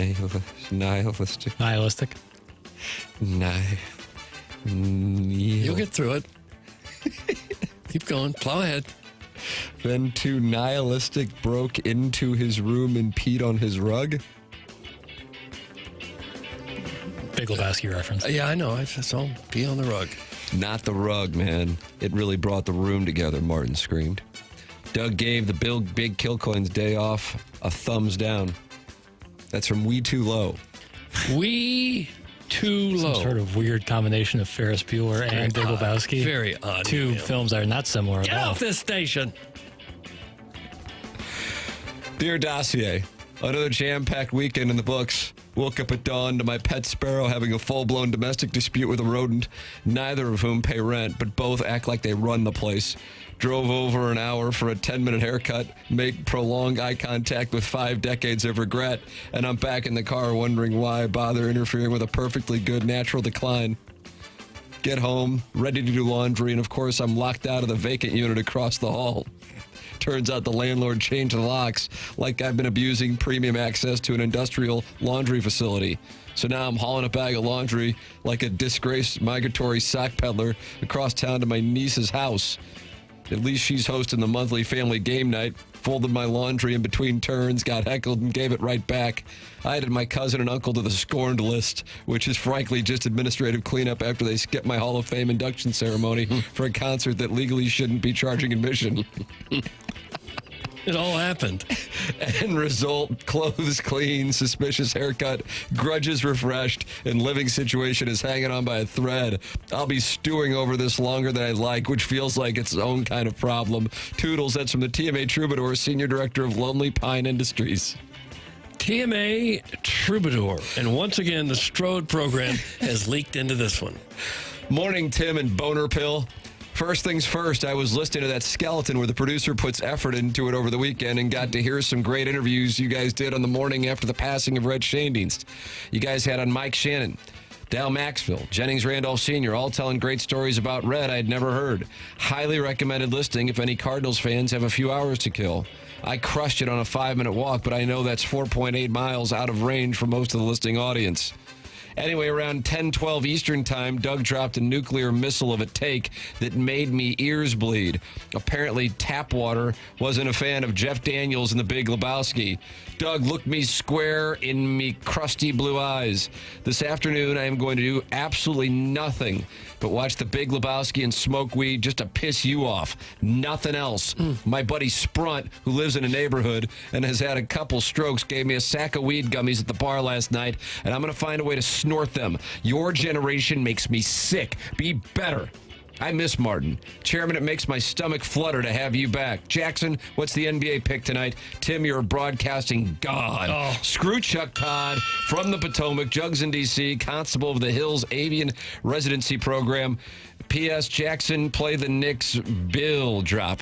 That's from Jugs, Doug, and he's over in D.C. Jugs sideways with Chuck in Todd. D.C. with a poor email. A poor one.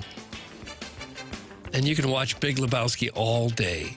It's probably right up there with your mental capabilities.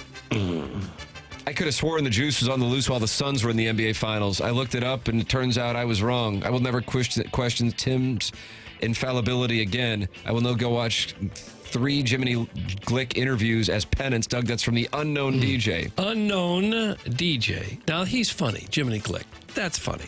Finally redeemed the 12% off any body pillow coupon at Brooklyn in last week. Redeemable in person only. So I took a quick little trip out Brooklyn way. My wife's father-in-law dropped me off at Lambert. We exchanged a brief goodbye kiss near departures. Nothing crazy, but I guess we lingered a bit too long because that's when departure security guard militia emerged from a cloud of Marlboro Light smoke like they'd just completed a halo jump into Fallujah. Keep it moving, sirs! Yeah.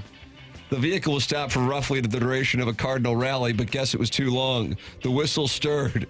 More guards appeared. Radios crackled. You'd have thought we were attempting to seize control of Concourse C. My wife's father-in-law peeled away in his Buick as I felt a tear run down my thigh. Oh, time for gosh. a Chili's to go triple dipper before my flight in the concourse because we can't go to the airport without pretending we're traveling with a per diem in this town. So people get triple dippers from Chili's to go? I guess they Doug might. and I went to Chili's at the Florida airport last time around. In a city with thousands of vacant buildings, it's comforting to know Lambert's Curb remains the most heavily defended piece of real estate in Missouri. That's from Mark, from Mark's Bra and Mulch Emporium. Mark from Mark's Bra and Mulch Emporium. And finally, I had Jackson getting laid this weekend at plus 10,000. Did I win? That's from Chairman Stevie's in Des Moines. And that's what we have for the Design Air Heating and Cooling email of the day. We shall vote and announce the winner at approximately 10:55. Then you'll have BK and Ferrario from 11 to 2, the Fast Lane from 2 to 6. Tonight, Knicks and Spurs pregame, 6:30 p.m. tip-off at 7:30 p.m. right here on 101 ESPN. Jackson, would you like to answer Chairman Steve's question? No. There it is. I would not want to answer the question. There it is. I decline answering. All right, fair enough, Chairman Steve. We cannot give you the win. Hold on a second. Did that guy say his wife's father-in-law? That's his dad. That's from Marcia's Burner out in Storrs, Connecticut. You can text in 314-399-9646. Best not to think about it. You can also talk it over in the Michelob Ultra YouTube chat where 300 friends are in there hanging out right there. And you can talk it over in there as well. Watch the show on youtube.com/TMASTL. The program's called The Morning After. It's presented to you by Brown and Crouppen on 101 ESPN.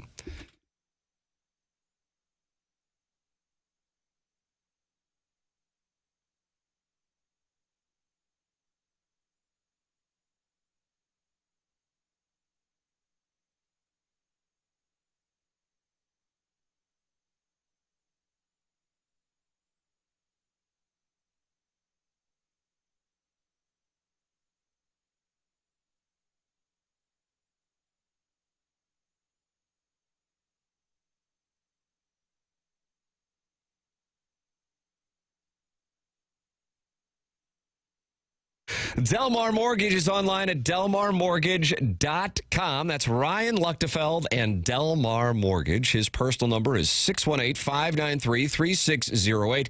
That's the personal local touch, but with all the necessary technology to make the process smooth and easy. Ryan Luchtefeld and Delmar Mortgage. Pre-approvals and fast-track options that'll make your offer stick out to local sellers and listing agents with closings in as little as 2 weeks. That's who I am working with, Ryan Luchtefeld of Delmar Mortgage. Delmar Mortgage has been in the industry for 60 years. It's family owned, and Ryan has been doing it for 22 years, 13 of which have been with Delmar Mortgage. Call him or text him directly. This is his number, 618-593-3608. It's Ryan Luchtefeld and Delmar Mortgage. Pre-approvals, fast-track options that will make your offer stick out to local sellers and listing agents. Delmar Mortgage. DelmarMortgage.com. Ryan's number, 618-593-3608.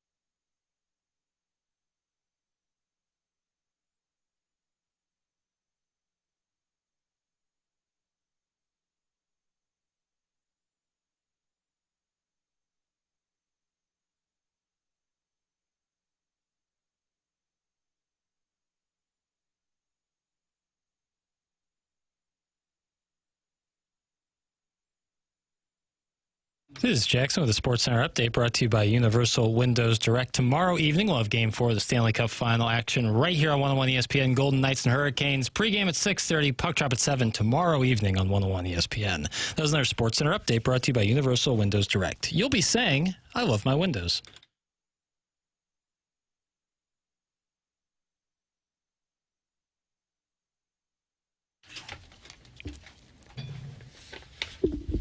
Doug, look on your right.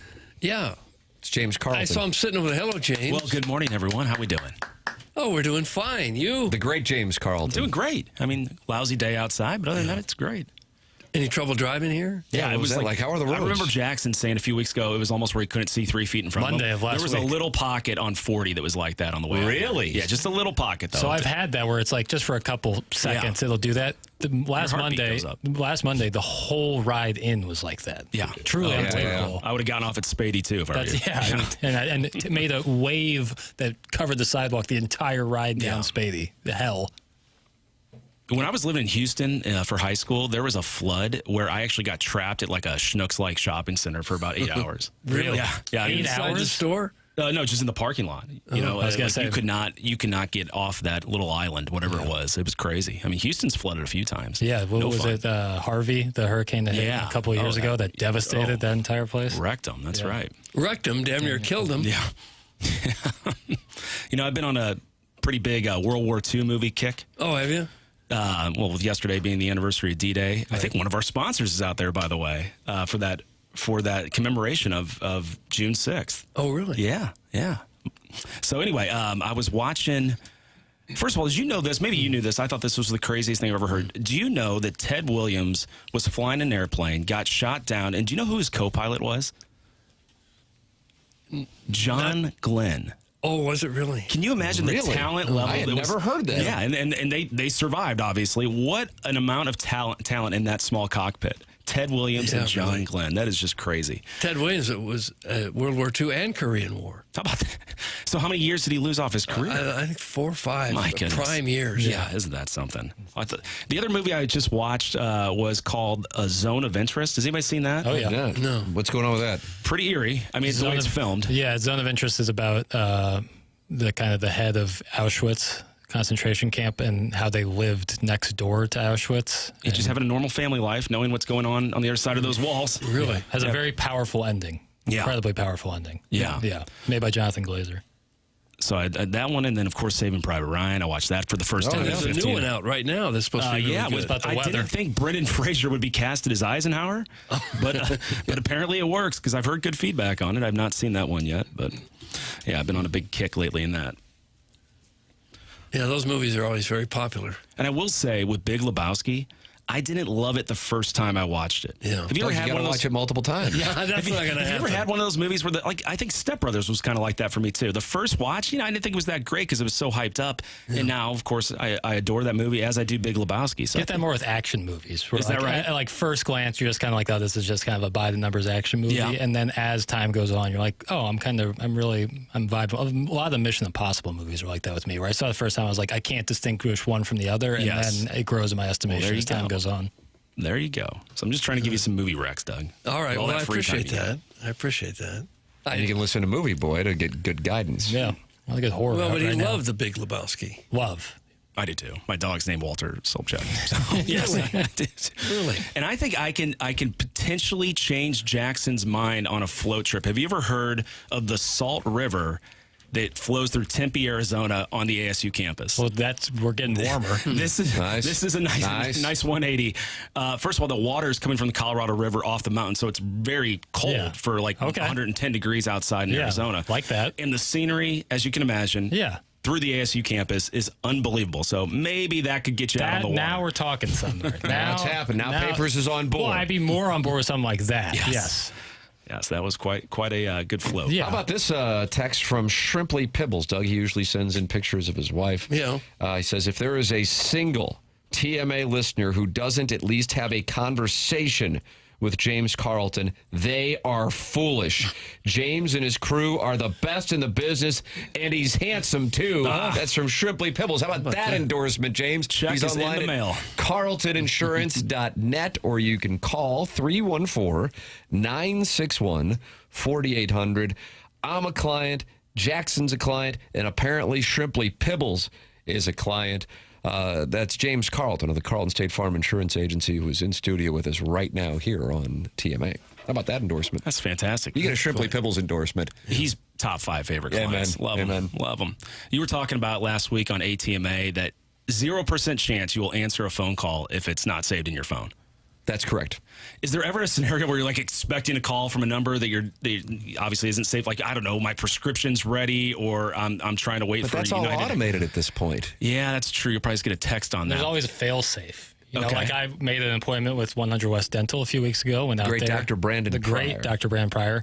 I missed their initial call for scheduling. They just shot me a text, and then I sent back a text, and we had scheduled within minutes. So, like, There you go. even nowadays, like with something like that where I would absolutely answer a call, I don't know the number. Yeah. It's like there's always a backup option. Well, here's what I'm dealing with. I am on a committee for scholarships for high school students, and I wanted to notify them that they're winning, and nobody has a voicemail set up. Oh, no way. Right. So, okay, well, I'm going to pivot. I'm going to go to text. So I send like a paragraph-long text because I'm trying to give them some context. This may come off as spam. Here's my name. Here's my website. You know, if you want to vet me. Nobody's responded. I sent that text to 5 students. They don't want the last scholarship. Thursday. And I have not heard back yet, so I don't know what the next play is. The next play is send him another text. You will lose the scholarship if you don't respond to this. TLDR. Okay, that's TLDR. Yes, one more coming. Oh, my goodness. These are high school kids that you're texting? graduating seniors. Wow. Yes.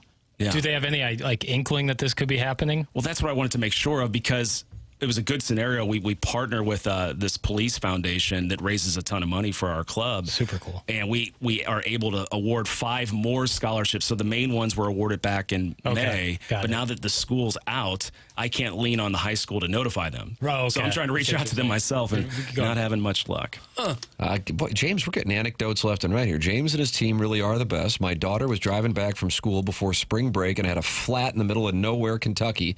Help was dispatched, and they kept an eye on her with a pin and followed up with her and me to ensure everything went well. Shout out James and thank you team. so That's from the much. Veiled Prophet. Yes. See, I didn't realize we had the Veiled Prophet insured. Yeah, Because I don't, Veiled you know, Prophet. you'll be surprised when their name pops up on the caller ID. It doesn't say the It doesn't say Veiled Prophet. I don't know if it It's a says mess. Ray King, because Ray King says James Carlton is saving us money big time. How about that? See, Doug? I didn't know King. that, Ray King. This is great. This is fantastic. Thank you. They're gilding the lily. Yes, whatever the hell that means. Yes. I hear tell that James Carlton is having a conversation with my mother-in-law today. My wife and I joined James' roster a couple months ago. That James Carlton's a ball knower. Doug Big Lebowski is also my favorite movie of all time. It's Alan Dadeville.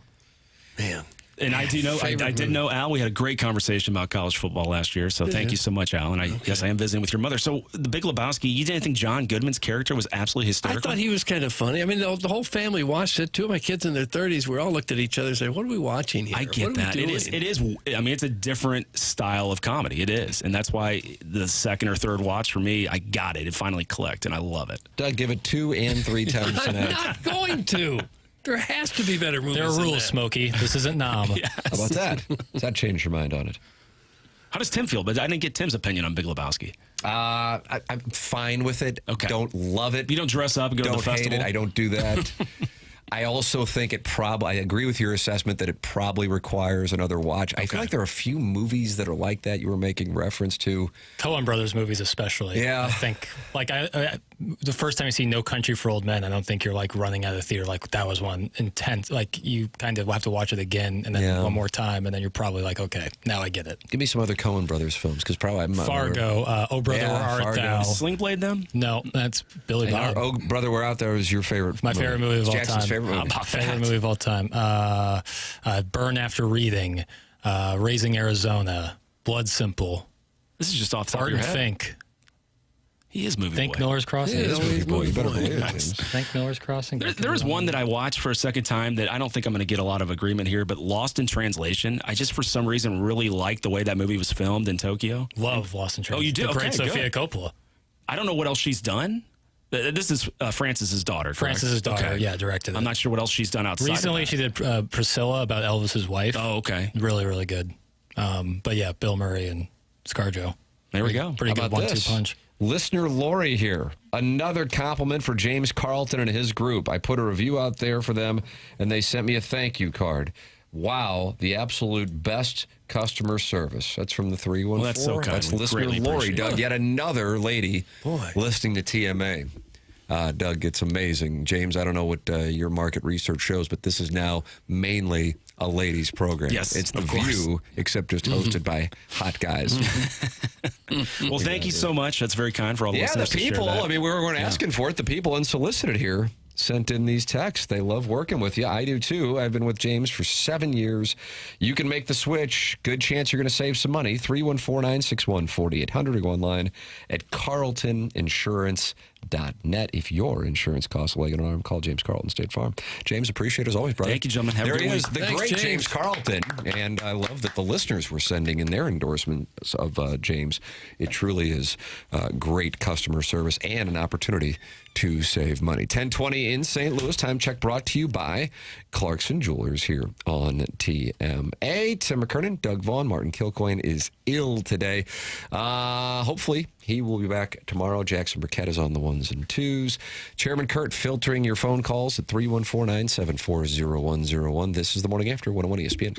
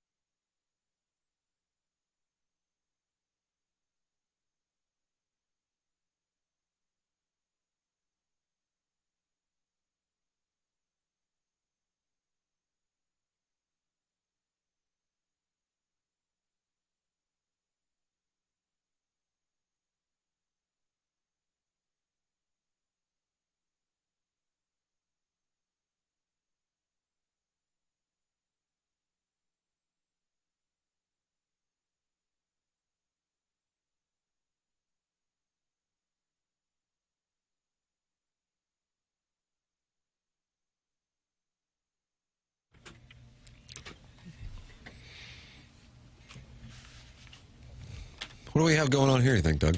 I don't know what this is. It's Kanye's birthday. I think he's 50. Oh, probably. Maybe 52.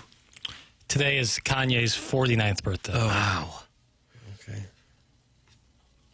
Think about that. Okay. I'll take some time to think about that. Doug, we have an audio fun bag here for you. Cardinals coming off the sweep of the Reds. They're not doing well over in the Cincinnati clubhouse. Does sweeping Terry Francona avenge 2004? Probably not. Probably no one ever had the thought that was avenging 2004. Felt like it. You're able to listen to Terry Francona, and maybe after you hear him in down at Busch Stadium yesterday, you're going to feel like he would trade a win yesterday for the World Series in 2004. Really? He was pretty down about it, was he? Yeah, down in the mouth is what you call it? Yeah. Take a listen. Here's the Reds manager. We talked to the guys after the game just for a minute. And it's actually the same. It's, when it's the hardest to believe, you have to. And when there's doubt, you got to believe in each other and pick each other up. And, I told him, man, run the bases with your pants on fire and don't leave anything on the field. I just believe that's the not just the best way, it's the only way we're going to get where we want to go. And what I don't want them to do is walking around, like, I don't want this to be a morgue. That's not the way it's supposed to be. I want them just to, because it's hard for us right now. There's a lot of things that aren't going right, but we can make it better, and we will. All right. They got off to a really good start. They had a good first month of the season. Haven't had much since. Only team in the National League Central below 500. You heard Jordan Walker earlier say that he thinks it's the best division in baseball. Doug, do you think it's the best division in baseball? It may have the best balance. I guess they've probably got the best records. I don't know that they have the best teams. They don't have a Dodgers or the Braves. I think balance is the right word. Yeah. I think you're most consistent across, but they don't have a Dodgers or Braves. Like a team you truly think can win the World Series. Maybe the Brewers. Maybe the Redbirds. Why not? Wow. Don't you think this team is built for October? Well, it could be just whoever's playing well when October rolls around. That's the team built for October. McGreevy's getting chirped by guys saying I'm better at golf than them, and he stays locked in. Yeah. He's not pitching that night. He doesn't worry. No, he doesn't seem to. Goes out there, another strong performance. Well, sure he does. Give up 2 solo homers. Who cares? Yeah. Back to back, no doubt. Yeah. Somebody texted into the show. I didn't see it, and maybe it's coming up, that McGreevy and somebody else are going to be on MLB Network Live. Ooh. Today, since the boys are up in New York City. Yeah. Hope it's not impeding on any ball striking. Yeah, I don't know. Maybe he already got out to the Hamptons earlier today. Yeah. Live from Shinnecock. Chairman, did you happen to see that in the Air Comfort Service text inbox? I did not. Somebody texted in, or maybe it was in the Michelob Ultra YouTube chat. I don't know. But that McGreevy and I can't recall who the other person was. 2 guys were going to be on the MLB Network Live broadcast. Going to their Twitter account right now to see if I can scrounge up some information. Jackson's going to do some scrounging while I tell you about VIP Auto Accessories. That's Tommy Cibulka and Brian Grigg. A lot of people, and understandably so, if they're not familiar with VIP Auto Accessories, would take their fleet of vehicles or their own individual vehicle to 4 or 5 different places. But once you learn about VIP Auto Accessories and VIPAutoAccessories.com, you realize that they are a one-stop shop. VIP Auto Accessories has been in business since 1979 with 60-plus employees to put 4 departments under one roof: commercial upfits, graphic solutions, hail repair and touch-up, and aftermarket. If it can be done, VIP Auto Accessories can probably do it. Window tinting is something that I had done at VIP Auto Accessories. It's so helpful during the summer. Definitely heated up over the weekend, and that was great for the family to have windows tinted. The kids stay cool in the car. For all your commercial vehicle upfit needs, ask for Tommy Cibulka. And for all your aftermarket vehicle accessories needs, ask for Brian Grigg and tell them that TMA sent you. VIPAutoAccessories.com. Jackson, you have the information. I got nothing on terms of who's coming up on MLB Network Radio. Wow. Sorry, Doug. Look how pissed you Gotta are. do show prep, man. I know. Gotta do it. This one falls squarely on my You shoulders. can't fake show prep. MLB Central weather holes and McGreevy. Doug, I believe that was saying weather hold. But it was weather space HOLZ. Yeah. And McGreevy. I think that's JJ Weatherholt and Mike McGreevy. MLB Central. Proofread before you hit So there send. you go. Is that so hard to do, to proofread before you hit send? And now they let you edit text, too, so really no excuse. I get hurt on talk to text.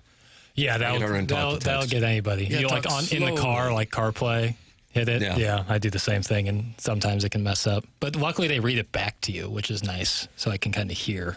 I don't have it read back to me. Really?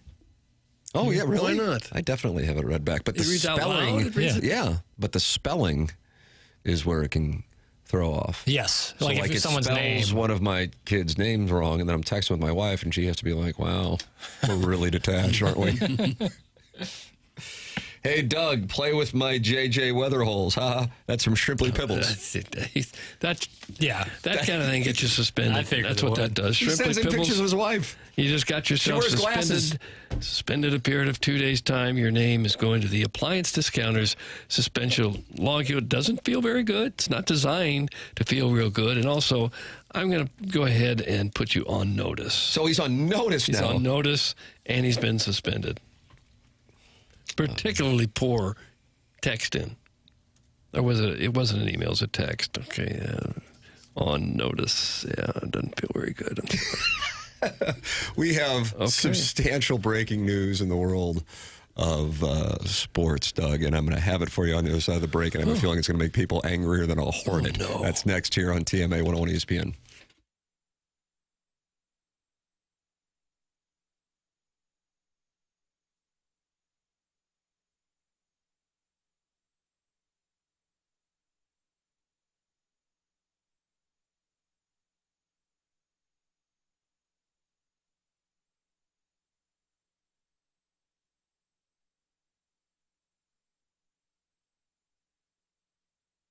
Right now, new FanDuel customers can hit the court with $350 in bonus bets guaranteed after betting $5 for 7 straight days. FanDuel is the best place to bet all your favorite players during the NBA Finals.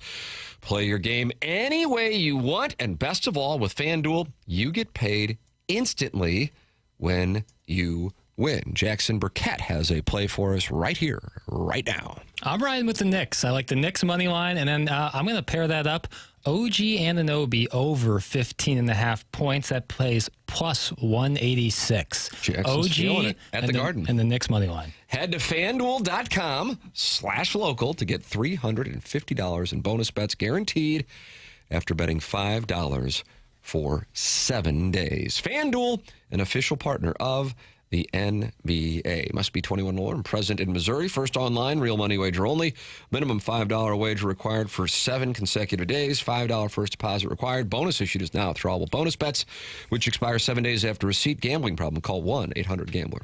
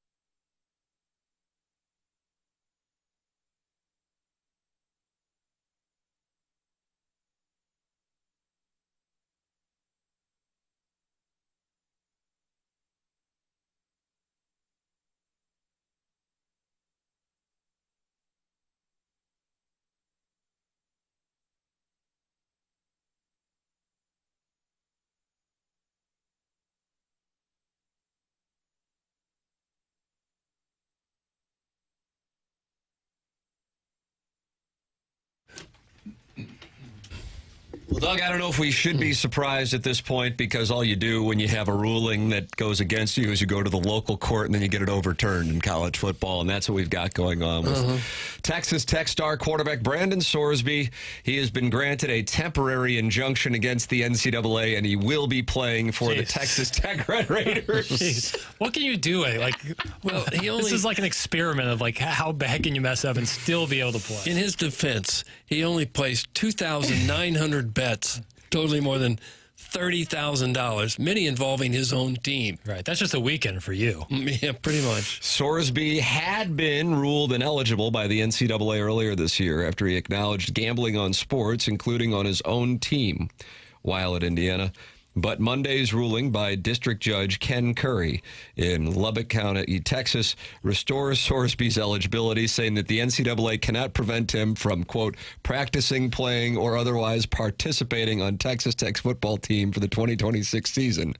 The ruling also said that Sorsby demonstrated that he will suffer a probable, imminent, and irreparable injury if this court does not issue this temporary injunction, because he will be unable to participate as a member of Texas Tech University's 2026 football season. That was the whole point of it.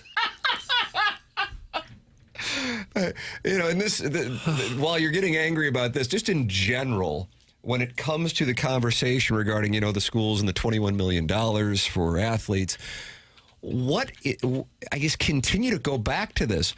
Do you recall what it was like before NIL, the way that it worked? Guys would just pay guys. Why is that not going to happen? You're still going to have boosters at monster programs just pay guys just under the table. Mm-hmm. So nothing's being fixed. And here, this is how it's going to work. You're just going to then file a grievance. You'll find the local guy. The local guy, he's got his own situation he has to navigate, whatever it might be, as a local guy in Lubbock, just like what you had down in Mississippi with Trinidad. Right. And then these guys get to play. It really is something else. It not only corrupts college football, it corrupts our legal system as well. Well, it's just a ridiculous ruling. Yeah. The NCAA responded in a statement to the Lubbock judge in his ruling, saying that Ken Curry, the judge in Lubbock, Texas's ruling undermines and corrupts the integrity of sports. In the understatement of the year. The NCAA strongly disagrees with the court's ruling in Sorsby's case and is deeply concerned about the damaging, far-reaching, and broadly destabilizing ramifications of this outcome, which undermines and corrupts the integrity of sports. The NCAA is committed to supporting student-athlete mental health, but must continue to aggressively defend against actions that defraud college athletics and threaten competitive integrity, such as betting on one's own sport as an own team. Sorsby was diagnosed with gambling and anxiety disorders during a 35-day inpatient stay at a gambling rehab center in Arizona. According to his attorneys, he is alleged to have placed thousands of bets during his college career at Indiana, Cincinnati, and Texas Tech, according to legal documents. The NCAA stated last week that Sorsby should be commended for seeking treatment. He's a victim. And is free to continue his playing career elsewhere. Sorsby was a top target in the offseason transfer portal and considered an NFL prospect who could opt to enter the supplemental draft. At Indiana, as a scout team and backup quarterback, Sorsby placed at least 2,900 bets, totaling more than $30,000 from June of 22 through December of 23, according to the documents. His bets all included 40 bets on games involving the Indiana Hoosiers, but none on games in which he was involved or had a legitimate chance of playing, according to the documents. Yeah, but even then, I don't know. In the world of sports, where you hear stories about terrible crimes being committed, all in all, gambling on stuff is not the worst of the worst. But it's at what point do you question what are we doing here? That used to the idea of gambling on a game you're involved in at all in any circumstance would be the ultimate you're out, lifetime banishment, right? Yeah. There are no rules anymore. The only thing that matters is how can we make more money? Right. And we can make it with a better team. That's the only thing that seems to matter. And the NCAA apparently has zero power to do anything about it. Oh, we got an announcement here from Alan Dadeville. I will be working with an Athens-Clarke County judge in a year to grant Stetson Bennett another year or two of eligibility as he approaches his 30th birthday. So that's Alan Dadeville. Doug, he loves the Georgia Bulldogs, and he wants to see Stetson Bennett back quarterbacking Georgia. Okay. Well, the only positive thing is these guys get to play another year. That means Eli Drinkwitz gets an extension for another year or two. You think this will trigger another contract extension? I would think that it would have to. Right. Or otherwise he'd be playing quarterback for Texas Tech. So what's next to keep players from betting games when they are playing, when they really could make a difference? Right. And that's the biggest thing is like a lot of this is just delaying the courts so that you get the injunction so you can play. You know, it's not so much about winning it ultimately. It's about being able to play while they, set you a date for your appeal, this, that, or the other. Yeah. Which is like skirting the system in a way because it's like it might come out be like, well, no, you were wrong and you're banned, but you're already done. You've already done playing. It's crazy. This is crazy. This is crazy. This is crazy. Yeah. Clark W. Griswold. 10:45 in St. Louis. Time check brought to you by Clarkson Jewelers. You are welcome to text into the program 314-399-9646. You can talk it over in the Michelob Ultra YouTube chat, youtube.com/TMASTL. We'll have the winner of the Design Air Heating and Cooling email of the day coming up. And Jeff Passan giving his thoughts on the Cardinals and the trade deadline. That's next here on the Morning After 101 ESPN.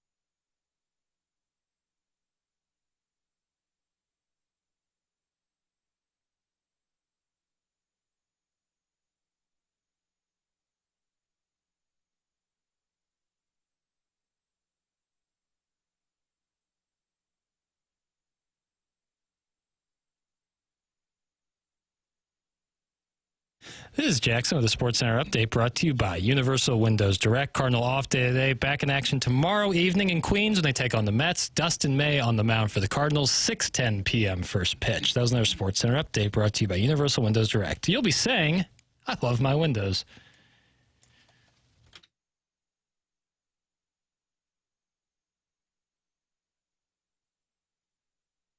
All right. We had a wonderful little Design Air Heating and Cooling email of the day. The question, though, is who won it today? And Jackson Burkett has your answer. Today's winner, Tim, I'm glad you asked. Mark from Mark's Bra and Mulch Emporium. Is that right? Yeah. So, Doug, at this emporium, they saw bras and mulch. Yeah, well, people need both. How many times have you been, in the market for potting soil and said, I could also use a sports bra, a brassiere? Mm-hmm. Well, the only thing that's not good about the email today is it doesn't come with a cash prize. If it did, it would be a taxable event, and then you might get in trouble with the IRS, unless you had Mark Milton on your side, because he can help you with any kind of problem you might have with the godforsaken tax man. Maybe you have unfiled tax returns, tax liens, bank levies, wage garnishments, that type of thing can be a real pain. Or, heaven forbid, you're even facing an IRS criminal investigation. If so, you should contact STL Tax Lawyer Mark Milton at stltaxlawyer.com. Mark Milton and stltaxlawyer.com provide a local and holistic approach to tax resolution. Mark started his career with the Department of Justice in Washington, D.C., where he actually represented the IRS in tax cases around the country and received the DOJ's Outstanding Trial Attorney Award. Now he helps individuals and small businesses right here in the St. Louis area solve their tax problems. If you have any kind of IRS issue, you contact Mark Milton at stltaxlawyer.com today, and you'll be saying, I'm not guilty, I am with Milty. Remember, the choice of a lawyer is an important decision and should not be based solely on advertisements. There it is. Jeff Passan, friend of the program, giving his trade deadline look ahead, Doug, approximately, I'd say 45, 50 days away. Okay. With the Cardinals and looking ahead to what he sees for your 2026 St. Louis baseball Cardinals. This is Jeff Passan. He says, objective, do not mortgage the future to uphold an unsustainable present. How dare he? Wow. How does he get to say it's unsustainable? Knock it off, Passan. He says the best player that the Cardinals will potentially have available, Lars Nootbaar. What to know? The Cardinals' recent swoon has dropped them out of the final NFL playoff spot. And even NFL playoff spot? NL playoff spot. I may have misspoken. Okay. I'm high on meds. And even though this season has been a rousing success in terms of solidifying St. Louis's future, this is no time to chase a playoff spot. Considering the upward trajectory of the farm system, the Cardinals, under new president of baseball operations, Chaim Bloom, are highly unlikely to add at the deadline. As far as subtracting, well, they pretty much did that all winter, which has left them with a paucity.